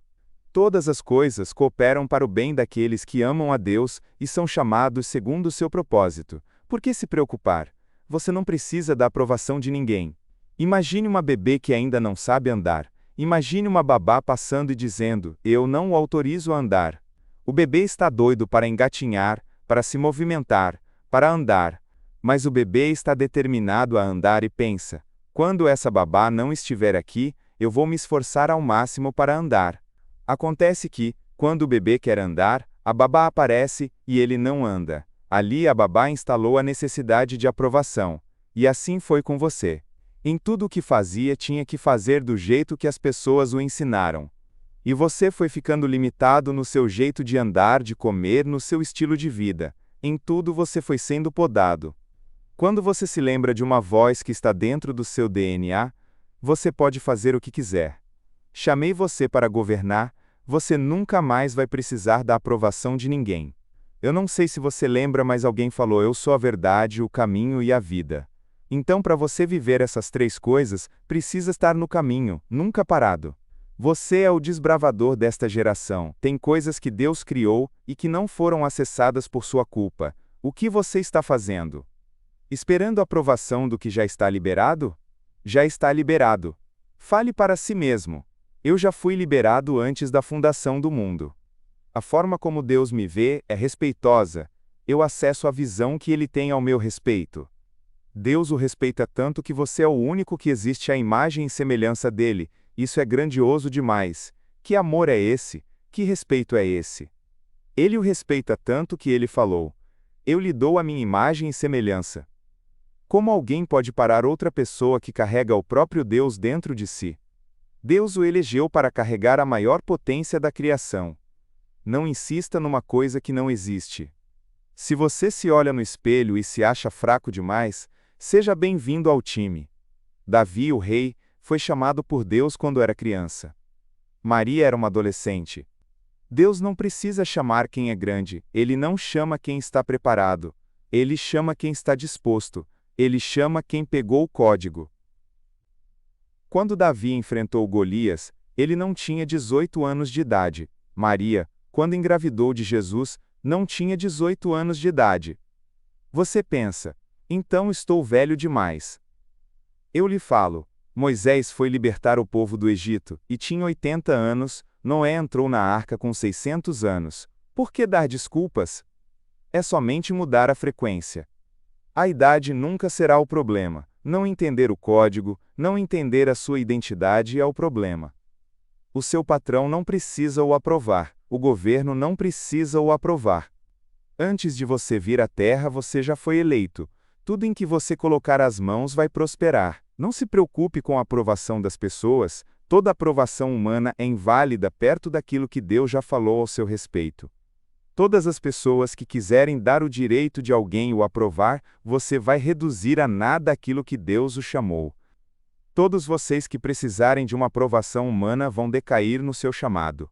Todos aqueles que querem andar pela lei segundo o que Paulo fala decaíram da graça. Sou a senha. No percurso podemos parar de fazer algo que não faz sentido, mas desistir nunca. O Senhor fala que abençoa os dele enquanto estes dormem, então não dá para parar em nenhum momento, todo o tempo a prosperidade acontece, até quando estamos dormindo. Os cientistas falam algumas coisas interessantes. Todo o universo continua se expandindo.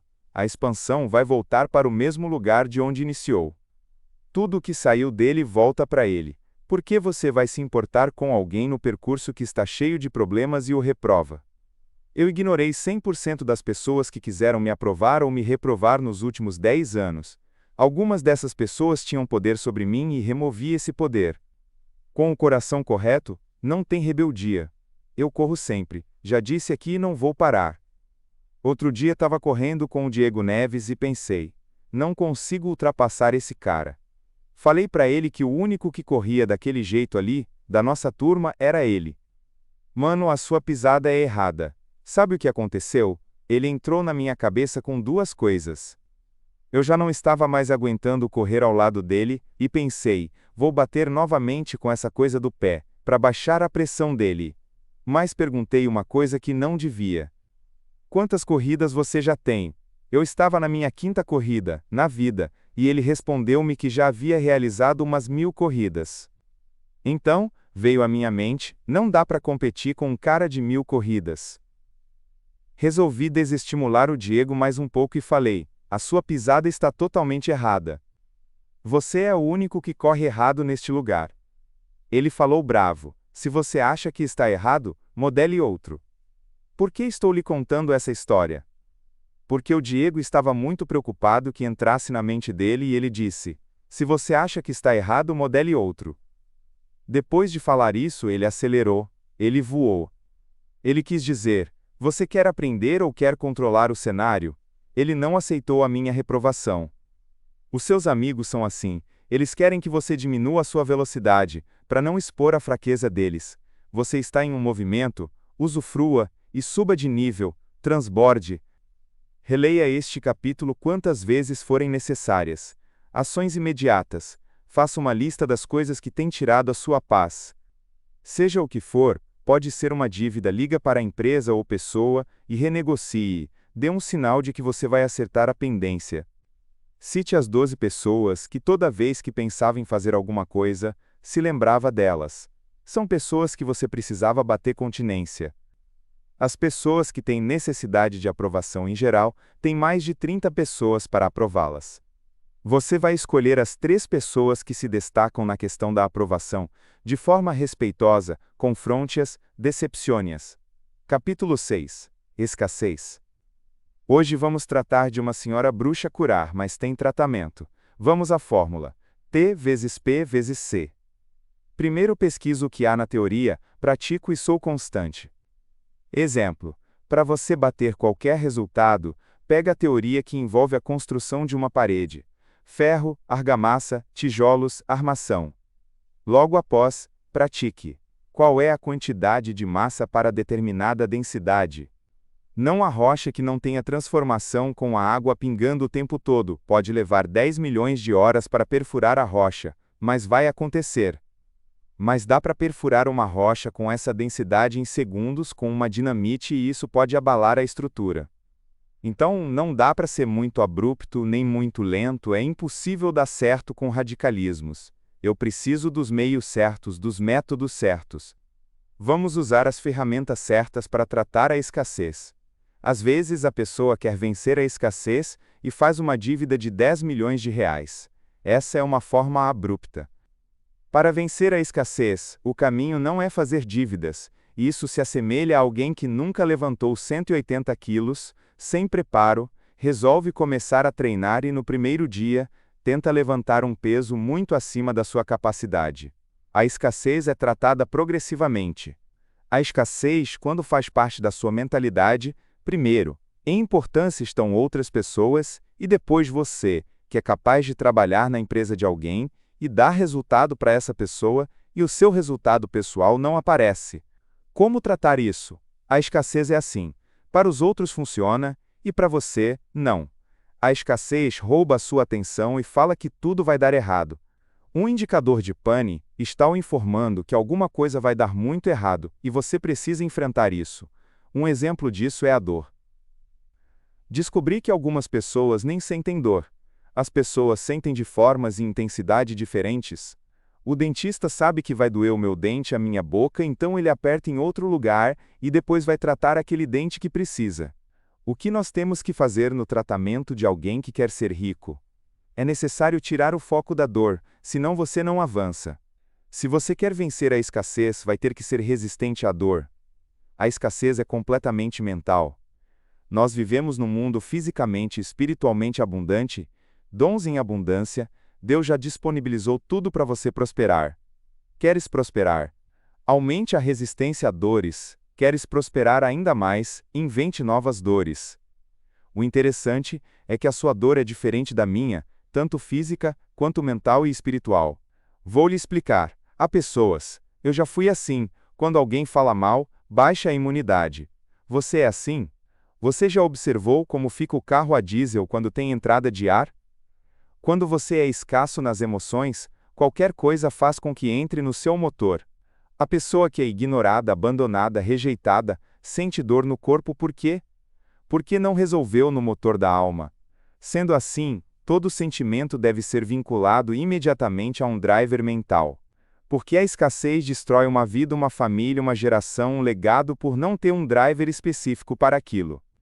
Uma pessoa me faz sentir inveja, eu digo, olha a inveja aí. Respiro e abençoo a pessoa.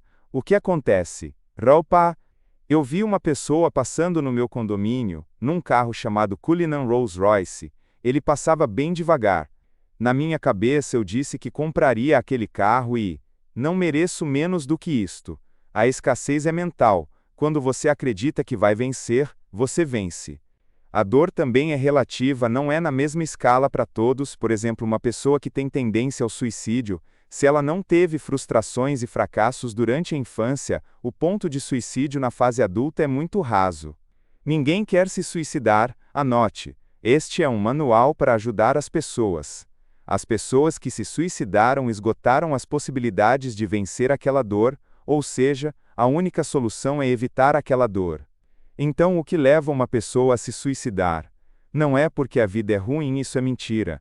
A vida é boa, mas no contexto que talvez a pessoa esteja jogando, tornou-se pesada. Quando a pessoa não enxerga a solução e não está rodeada de gente que carrega a solução, ela pensa em solucionar aquilo mais rápido. Os lugares onde mais há índice de suicídio são em países desenvolvidos, onde tem as melhores condições sociais. O pobre não se suicida. Se alguém falar que o pobre se suicidou, em geral foi alguém que fez uma armação para ele. Por que o pobre não se suicida? Porque ele já é cheio de fracassos, cheio de problemas, a única coisa que ele tem é a vida dele.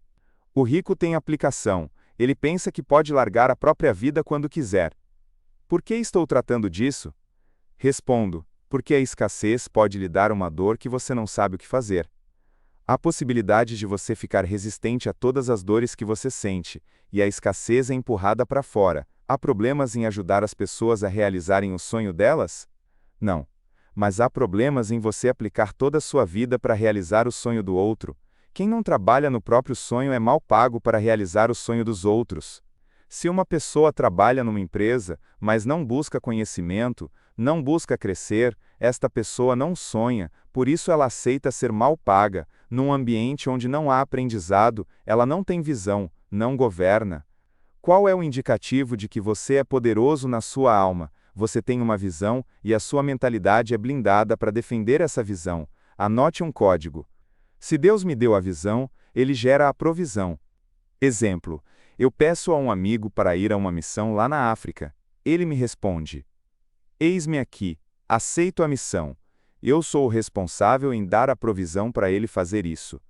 Como conheço um pouco do mundo espiritual, ele não lhe dá todo o dinheiro para você ir e voltar. Ele lhe dá o dinheiro por fases, isso é para você não ter desvio no percurso. Se você parar de andar debaixo da visão de Deus, o recurso esgota. Você pode fazer pelas suas próprias condições. Tem gente que fala: eu não quero fazer o que Deus não mandou. Fique em paz, Ele lhe deu um governo suficiente para você dominar e ter a sua própria provisão. Quem tem visão tem provisão. Digamos que você vai comigo, no meu jato para os Estados Unidos. Nós precisaremos parar 4 vezes para abastecer. Vamos colocar 2.000 libras de combustível para cada vez que pararmos, sendo que, para chegarmos lá, serão necessárias 8.000 libras. Várias pessoas querem ir para os Estados Unidos se já tiverem os tonéis de combustível amarrados no avião. Talvez você não saiba, mas o tanque do avião fica na asa, não há tanque de combustível no meio do avião, até porque, se for necessário, as asas podem ser desacopladas. Você decide por todo o combustível dentro do avião, esconde um pouco no cockpit e decola com o combustível que sabe que é necessário para chegar aos Estados Unidos. Mas o que acontece? O avião não decola. Assim, muitas vezes acontece com as pessoas, elas têm os recursos mas não decolam, porque estão com excesso de peso. Ou seja, tem gente que somente vai fazer a viagem se houver as 10.000 libras no bolso. Se você não tiver 2.000 libras, vá com 200 libras, mas levante voo. Vai até a próxima estação, faça alguma coisa e continue o percurso. A quantidade de lugares que você precisará aterrissar até chegar aos Estados Unidos se refere à quantidade de combustível que você tem, ao tipo do avião, que é o seu cérebro, a carga que você leva. Um dia, chamei o Nésio para irmos à Venezuela filmar um documentário. Ele saiu de bimotor lá de Alta Floresta, parou para abastecer, e o avião não funcionou. Eu ainda estava aqui, em São Paulo, e disse: vocês podem sair na minha frente e chegarei antes de vocês. Resumindo, Ele me disse sobre o ocorrido, pegaram uma peça de outro avião e consertaram, ou seja, eles levaram um dia inteiro para ir à Venezuela. Eu saí 14 horas depois e chegamos juntos. O mais interessante é que esse avião bimotor que é muito usado naquela área, fica 4 horas sobrevoando na floresta e você olha, não acha um lugar para pousar. É uma aventura. Um avião é considerado novo pela aviação quando tem um motor trocado. Esse avião começou a dar problemas, resolvi trocar os motores, assim ficou novo e agregou valor. Por que estou contando tudo isso? Porque você está numa ideia fixa de ganhar voo com 2 horas de autonomia. Não tente fazer tudo o que você entende que deve num único voo. Estou falando sobre fazer dinheiro, e não como fazer um voo. Quanto tempo você acha que leva para chegar aos Estados Unidos? Reflita. Dependendo, chego em 2 horas alugando um ônibus da SpaceX, de avião comercial em 8 horas, de carro, em 15 dias. Leia em voz alta. Não interessa quantas vezes precisarei parar para abastecer no caminho, eu vou chegar, seja de bicicleta, barco, carro, avião, eu vou chegar. Lá em Provérbios diz que, quando você quer enriquecer rápido, então você cai na pobreza. A escassez é um prédio que estava desocupado. O MST chega e invade a propriedade. A escassez é assim, quando você não usa o seu cérebro, ela diz, deixa que eu uso. Sere, o seu prédio está sem ocupação social, então a escassez pode invadir. Ao ouvir que há um prédio desocupado, ela vai invadir. Com o passar do tempo você nem lembra que esse prédio é seu. O que a escassez faz? Ela toma posse e não está preocupada com a escritura. Você tem acesso sobre quem é a escassez e resolve mudar essa situação. Você chega, ela não o deixa entrar na portaria, porém sabe que você é o dono do prédio, você não sabe e olha para ela e diz, realmente, ela domina tudo, eu não consigo entrar. Isso é tão forte que alguém pode ficar 5 anos no imóvel e você não tirar. A pessoa alugou seu imóvel, reside lá e não paga até acabar todos os recursos judiciais. A escassez vê que você não produz, toma conta de todo o prédio. Como faz para a escassez dominar? Improdutividade. A raiz da palavra pobreza significa improdutividade. Pobreza é igual a improdutividade. Riqueza é igual a produtividade. Se você é produtivo, você vai prosperar. A escassez não bate em quem é produtivo. Alguém me pergunta, Pablo, eu terei que trabalhar em 3 empregos? Não. Quanto maior a produtividade, maior a tecnologia, menor a energia e maior o resultado. Um produtor de soja que tem automatização, máquinas de alta tecnologia, melhoramento genético, vai colher muito mais sacas que um produtor que planta e colhe soja de forma manual, nesse exemplo, na mesma extensão de área plantada. O que significa dizer que a produtividade não está no esforço, porque o produtor que faz tudo de forma manual trabalha muito mais que o produtor que faz uso da tecnologia, ainda faz a colheita com ar-condicionado. Leia em voz alta, os meus resultados serão conquistados com menos esforço. O Brasil foi invadido pelos portugueses porque era improdutivo. Da mesma forma, o seu cérebro é invadido porque é improdutivo. O que eu preciso fazer? Invadir o que é seu. Então comece tomando os espaços, na portaria, no primeiro andar. Depois vá para o segundo andar, vá para o terceiro andar. Chegue à cobertura, atinja o autogoverno. A escassez é tratada por camadas. O que nós precisamos é virar a chave da produtividade. Diz. A Carteira de Trabalho e Previdência Social, CTPS 0001, é de Getúlio Vargas. O dia em que ele foi fazer as consolidações das leis trabalhistas, de 1940 a 1943, reformou o Código Penal e tudo que havia de legislação de 1930 até 1940, e disse que faria um sistema poderoso. Assim foi emitida a primeira carteira de trabalho e Getúlio aparece com a CTPS nas mãos. De posse da primeira carteira de trabalho, o trabalhador se suicidou no exercício do trabalho. O que nós aprendemos com isso? Que o trabalho não é tudo. Você sabe por que ele cometeu esse suicídio? Porque ele estava sendo ameaçado para não permanecer no trabalho, ele não queria sair daquilo. A pior coisa que existe para um presidente da República é acabar o mandato. Num dia ele é tratado como rei, no outro dia, a Polícia Federal está na casa dele. Você está num país em que várias pessoas torcem para você dar errado e não crescer, e quando você se desenvolve, é perseguido para fazer os bons ficarem fora disso. Então nós vamos tratar a escassez, você vai invadir o prédio e vai tomar cada andar, você que é CLT põe a data para sair. Eu tenho $1.000 na minha carteira em dólar. Por que eu deixo esse dinheiro em dólar na carteira? Porque é uma moeda forte e não cai com o tempo, o real cai, olho esse dinheiro e falo tem 5 vezes mais do que estou vendo. Lá em casa, eu abro uma gaveta, tem dinheiro, abro um cofre, tem dinheiro, abro outro cofre, tem dinheiro. Por que isso? Descobri como me livrar da escassez. Disponibilidade de recursos é o nome disso. Também deixava dinheiro dentro do carro. Quando levava para lavar, roubavam. O que eu fiz? Comecei a colocar mais dinheiro no carro e disse para as pessoas que lavavam o meu carro: o dinheiro eu guardo no porta-luvas. Sempre tem dinheiro na minha carteira, eu olho e vejo dinheiro em casa, vou pegar uma roupa e tem dinheiro, vou pegar um tênis e tem dinheiro. Isso é disponibilidade de recursos. Vou contar uma experiência para você. Eu tinha um treinamento chamado Atomic Brain, nós ficávamos 4 dias acessando o mundo espiritual. Eu dizia, só entra no treinamento quem tiver uma nota de R$100. Então, o treinamento começava, o primeiro ato era colocar o dinheiro debaixo do pé. E acontecia o mesmo comportamento, sem ninguém saber, quando terminava no 4º dia era sempre daquele jeito. Eu dizia, o dinheiro é escravo, ele não governa, vocês governam sobre o dinheiro. Eles largavam o dinheiro no salão e iam embora. Nunca toquei nesse dinheiro, o caseiro desse lugar que eu alugava ficava com a quantia. Aquilo era um ato de governo muito grande. Dinheiro tem que ficar debaixo dos meus pés. Esta atividade vai fazer o dinheiro ficar debaixo dos seus pés. A outra atividade é pegar o dinheiro e colocar em cada lugar da sua casa e do seu carro. Nesse tempo em que ficávamos reunidos no treinamento que eu citei, alguns pegavam o dinheiro e tinham ideias mirabolantes. Havia cabo de guerra, a pessoa pegava o dinheiro nas mãos e dizia, eu não vou machucar a minha mão, vou rasgar o dinheiro. Eles seguravam a corda do cabo de guerra com o dinheiro. Nessa atitude o dinheiro rasgava. Ficava impressionado com a forma das pessoas passarem a ver o dinheiro. Isso é desapego. Quem vai na frente, o dinheiro corre atrás. Quem corre atrás do prejuízo, o dinheiro vai na frente. Não estou lhe ensinando a ter dinheiro a qualquer custo. É importante você ter a mentalidade certa.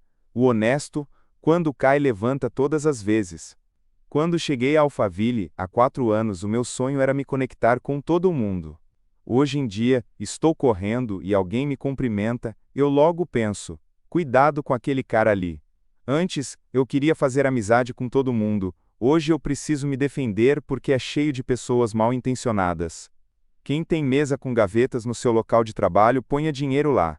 Aprendi com um bilionário, o Apolinário, a não ter mesa com gaveta no escritório, porque devo delegar coisas para fazer, decidir, organizar, jogar fora e não reter. Então, coloque dinheiro no porta-luvas do seu carro, onde você costumava pôr moedas, troque por dinheiro em espécie, pode ser pequena quantidade, debaixo do seu pé, pode ser no pé direito. Isso é disponibilidade de recurso e governo sobre o dinheiro. Alguém pode me dizer, Pablo, isso é superstição. Eu lhe falo, não é, você tem um cérebro, o seu cérebro vai ficar lembrando o dia todo deste dinheiro. O dinheiro precisa transar com outro dinheiro, e eu preciso dos filhotes. Até aqui, estamos tratando as suas emoções. Vamos tratar de dinheiro com mais pressão, vamos falar sobre negócios exponenciais mais adiante. Eu e a Carol temos uma prática de sentarmos num banco em frente ao lago no nosso condomínio. Cada um lê o seu livro por 1 hora. Sempre observo aqueles patos, aquele gramado, o lago, aquele lugar parece o Éden. Eu falo, nós não podemos desperdiçar a vida. Não fazemos todos os dias, mas sempre que possível. Eu pego a moto, ela vem na minha garupa, sentamos lá, lemos, e depois fazemos uma oração e retornamos para casa. Disservato. Você precisa fazer o que se propõe, precisa se conectar com a natureza. Leia um capítulo por dia, faça um boot por dia, leia um capítulo da Bíblia por dia. Vá cuidar da sua vida, ações imediatas. Faça a lista do que você está improdutivo. Exemplo. Você está improdutivo nos estudos. Faça uma lista dos livros que você precisa ler. Leia um capítulo por dia, seja constante. Obviamente, se for possível, leia mais capítulos diariamente. Crie processos rotina para o seu dia que você não abre mão. O grande segredo de todo esse movimento que estamos aprendendo é ser constante, todos os dias fazer um pouco. Pegue uma nota de R$ 100 ou de R$ 200 e fique com esse dinheiro por uma semana debaixo do seu pé. Liste todos os sentimentos de escassez que você tem. Capítulo 7. Insegurança. Faça um pacto com o seu cérebro e acorde por temporada. Se você for dormir mais tarde do que o seu hábito, fale ao seu cérebro que vai acordar do mesmo jeito no mesmo horário, e respeite o pacto de levantar sempre no mesmo período. Mas não estabeleça o mesmo horário o ano inteiro, vá mudando, fique um mesmo horário, mude 3 meses para outro, e assim siga. A chave que vamos tratar hoje faz com que a pessoa nem saia da sua cidade, não abra sua própria empresa, ela não consegue subir num palco, essa pessoa vive desconfiada de todo mundo. Na palavra de Deus está escrito em Salmos capítulo 125, versículo 1. Os que confiam no Senhor serão como o monte de Sião, que não se abala, mas permanece para sempre. Como se combate a insegurança? Com confiança. A insegurança faz você ter presunção, por exemplo. Uma pessoa passa por você, não lhe dá atenção, nem o viu, e você fica chateado. Alguém disse não, ela viu, sim. A pessoa estava ocupada. Depois que você trata a sua autoimagem, a sua insegurança não tem o mesmo peso.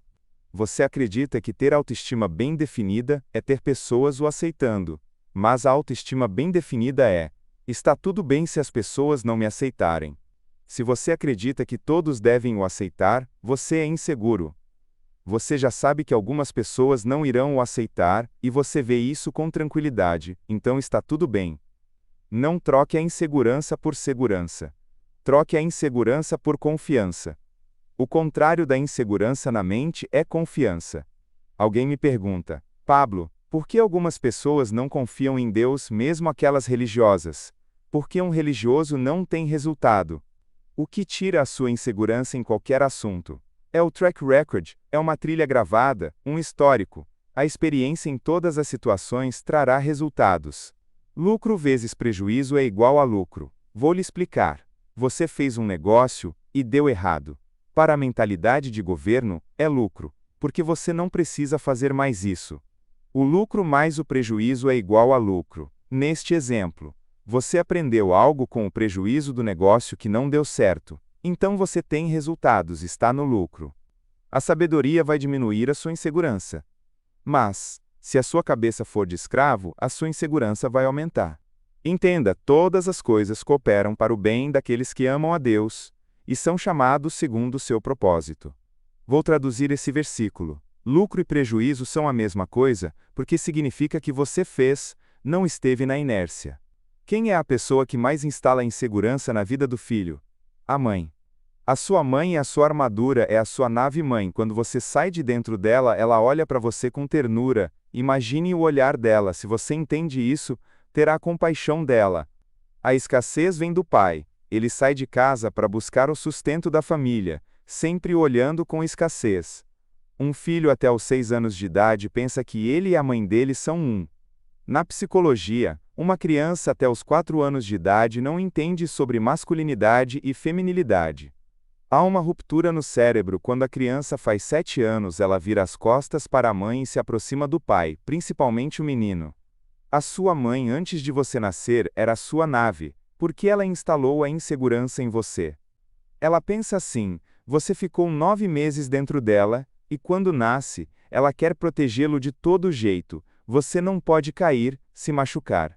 Imagine a frequência que essa senhora aplicou e exerceu sobre a sua alma, sobre o seu corpo, sobre o seu espírito. Você fala: foi a melhor coisa do mundo. Foi mesmo. Começa com um nível de insegurança lá em cima e vai tirando ao longo do tempo para num momento o empurrar na vida, mas você não recebeu o empurrão, e é por isso que são inseguros. Tem gente que se resolveu quebrando a cara e percebendo que lucro e prejuízo é a mesma coisa, ou seja, fiz, aumentou o meu resultado, aumentou o meu nível de confiança. A minha mãe é a minha melhor conselheira. 100% dos conselhos que ela me dá acontecem ao contrário na minha vida. Ela me falou: não compre esse Jetta, vai custar caro. Eu fui comprar um apartamento para ela e ouvi: não faça isso, compre o seu apartamento, vá cuidar da sua vida. Eu comprei um apartamento para minha mãe, antes de comprar para mim. Eu morava de aluguel com a Carol num apartamento de 56 metros quadrados, e senti no meu coração: preciso me desconectar dela e eu preciso fazer ela prosperar primeiro. Eu prosperei, evidentemente, porque comprei o apartamento para ela, e aquilo foi tampando lacunas na minha vida. A sua mãe é enviada da parte de Deus para o proteger, o treinar e o fazer confiante. A maioria das mães protegem os seus filhos e entregam para a sociedade filhos mimados. A adolescência deles vai até os 30 anos de idade. Alguém deu instrução para a sua mãe agir diferente? Não. O urso fica hibernando por vários meses, com alimentos e tudo, é o que ele precisa dentro de uma toca, mas ninguém deu essa instrução para ele. Ele recebeu sim instrução da mãe dele. O urso não tem internet para receber orientação sobre o cardume de salmão, que começam a subir quando troca a água salgada para doce, então eles ficam encurralados e o urso se aproxima e deita e rola. O urso tem a mãe que ensina a caçar. No reino animal, é a mãe que ensina a caçar. O quero urso moi voro e siche. Eu respeito a minha mãe e o que ela fala. Eu estava voando para o norte já em outro país e ela me ligou e disse: você vai vencer essa eleição. Eu olhei bem para aquele telefone e pensei: o que ela fala acontece ao contrário. Você tem que entender que os seus pais não querem ir aonde o seu coração manda e pode ir, eles não querem avançar com a tecnologia, por isso é necessário se desprender do que eles o orientam. Avalie. Para zerar a insegurança você deve ser irresponsável. Os responsáveis dormem de fato 8 horas por dia. Os responsáveis não têm coragem de fazer alavancagem de investimentos. Os responsáveis não fazem nada para desagradar aos outros, eles não conseguem nem vender caro um produto. O irresponsável acredita em coisas impossíveis. Um atleta olímpico que coloca uma medalha de ouro no peito é um irresponsável. Não confunda irresponsabilidade com alguém que anda a 300 km por hora numa rua da cidade. Isso se chama idiotice. Eu não falo para você ser irresponsável sem resultados. Você precisa sempre subir para atingir resultados. Você pode pensar: então vou fazer um empréstimo de 100 milhões de reais. Mas você não dá conta de fazer um empréstimo de 100 mil reais. Primeiro que ninguém vai emprestar esse dinheiro para você. O que nós estamos tratando? A sua mãe o protegeu demais, se o seu pai foi emasculado, imprimiu insegurança em você. O que tira a insegurança de uma pessoa é ter resultados, ter governo dentro de casa. Outro dia, um dos meus filhos chegou na minha sala na plataforma, a escola funcionava no mesmo lugar, e disse-me que havia esquecido o lanche em casa, e também não tinha carteira. Ele tem carteira com dinheiro e cartão, tem conta em banco. Eu disse a ele que tomasse uma providência para resolver aquela situação. Abri a minha carteira e mostrei que eu tinha dinheiro, mas que ele tinha condições de resolver, sem mim, aquele problema. Então, ele saiu, e poucos minutos depois, retornou à minha sala com um lanche. Como ele deu conta de resolver? Acessou o governo, ele disse na lanchonete que não tinha o dinheiro e que, no dia seguinte, ele pagaria. Estou treinando nele a segurança, o governo. Pablo, o que você estava fazendo com essa atitude? Eu estava tirando a insegurança dele, um menino de 9 anos de idade. Com 2 anos de idade, esse menino pediu pamonha, coloquei ele no carro e fomos comprar. Chegamos em frente à tenda da pamonha, dei 20 reais nas mãos dele e disse: vai lá e compra pamonha. Ele desceu do carro, não viu a senhora que atendia, mas viu uma porta aberta e entrou, pediu a pamonha e mostrou o dinheiro. Então a senhora preparou a pamonha. Ele somente não trouxe a pamonha para o carro porque estava quente, mas ficou satisfeito, porque atingiu o seu objetivo naquele momento. Porque saiu uma notícia nos jornais que a adolescência, segundo especialistas, é até os 24 anos de idade. Por que estão fazendo isso?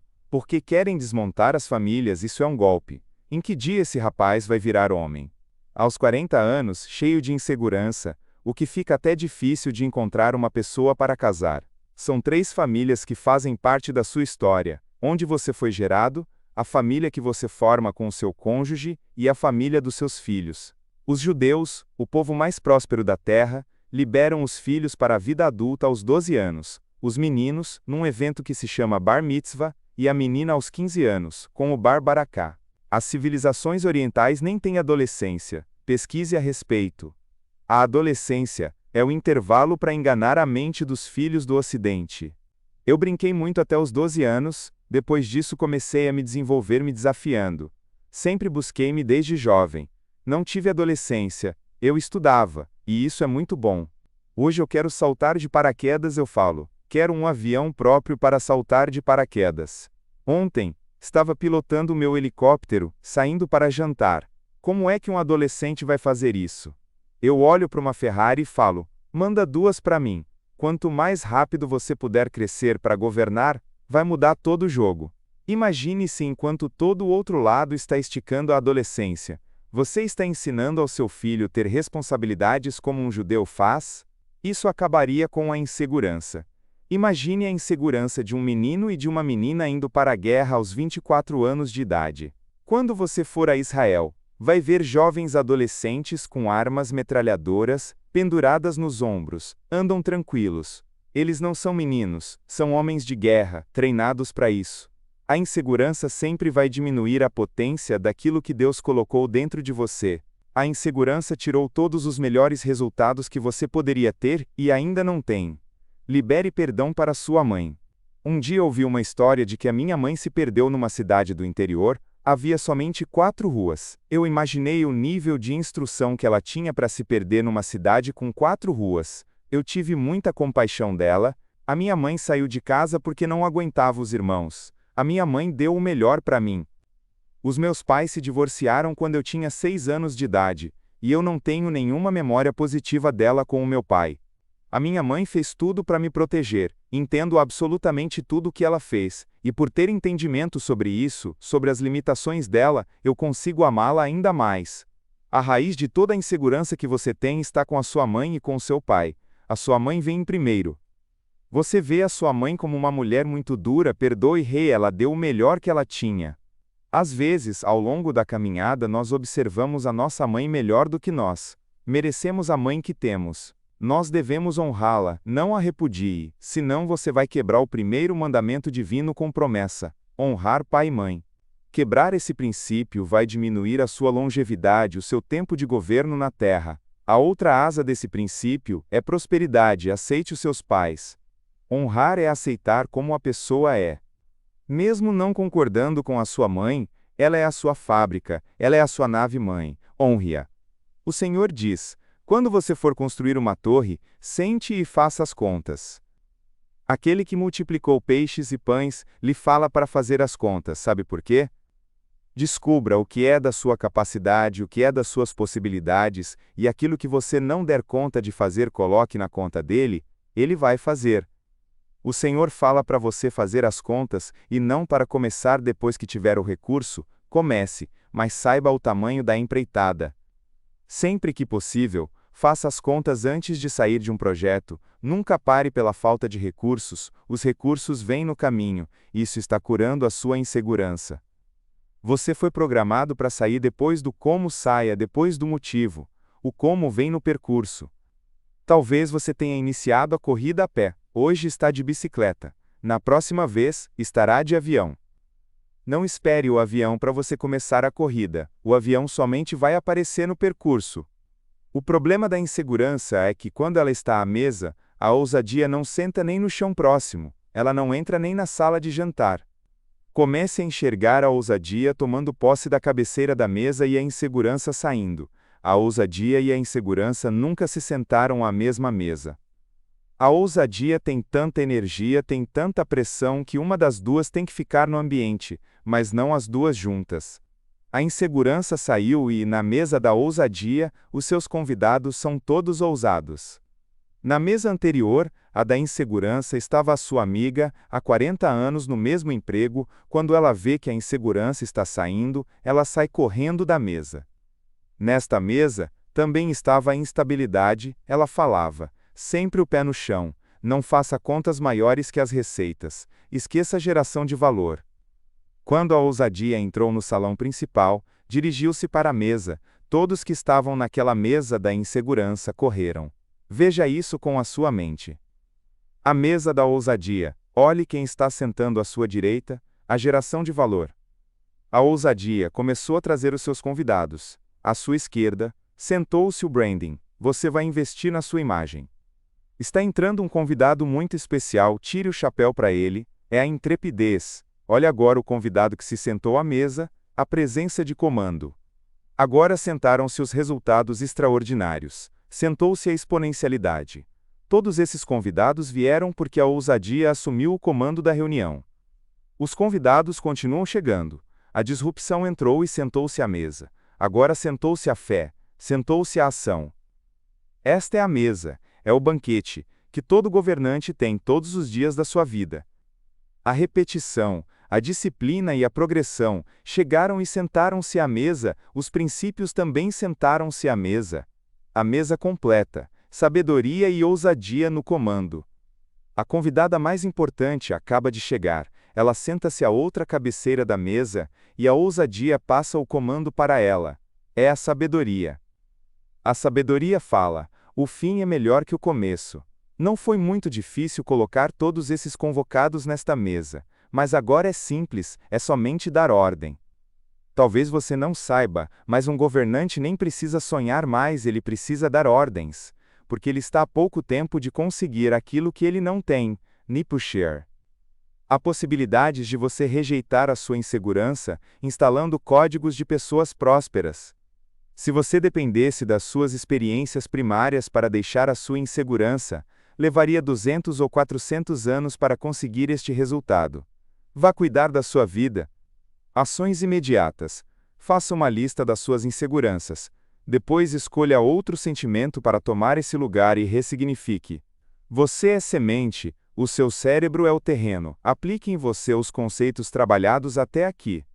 Lembre-se, assim como um jardineiro precisa conhecer bem suas sementes e o solo para cultivar um jardim saudável, você também precisa se conhecer e assumir responsabilidade pelo seu crescimento. O autoconhecimento é entender quais são suas forças, fraquezas, desejos, bloqueios e medos. É como saber se sua semente precisa de muito sol ou prefere sombra, se gosta de muita água ou pouca. Por exemplo, talvez você descubra que funciona melhor pela manhã, sua semente gosta de sol, ou talvez perceba que trabalha melhor sob pressão, sua semente gosta de ser regada com frequência. A autorresponsabilidade o levará a cuidar da sua vida e a não viver culpando os outros por ainda não ter dado frutos. Resultados curam. Deixe de esperar que os outros façam por você. Invista em seu terreno sem se esquecer de que a inteligência espiritual é a base para seu crescimento. Você não pode menosprezar a conexão com a fonte. Lembre-se sempre: você não é apenas uma semente à mercê dos elementos. Você também é o terreno fértil onde essa semente cresce e o jardineiro que a cuida. Assim como a semente precisa de tempo para germinar e crescer, o mesmo acontece com seu crescimento pessoal. Não espere mudanças da noite para o dia. Prosperar em todas as áreas requer um processo. Uma árvore não nasce árvore. Primeiro é semente. É preciso ficar claro para você que tudo o que precisa para prosperar e ter resultados já está com você. Nunca se esqueça de que você é uma semente, e o terreno em que está plantado tem um potencial infinito para o crescimento. Bora prosperar? Tamo junto até depois do fim.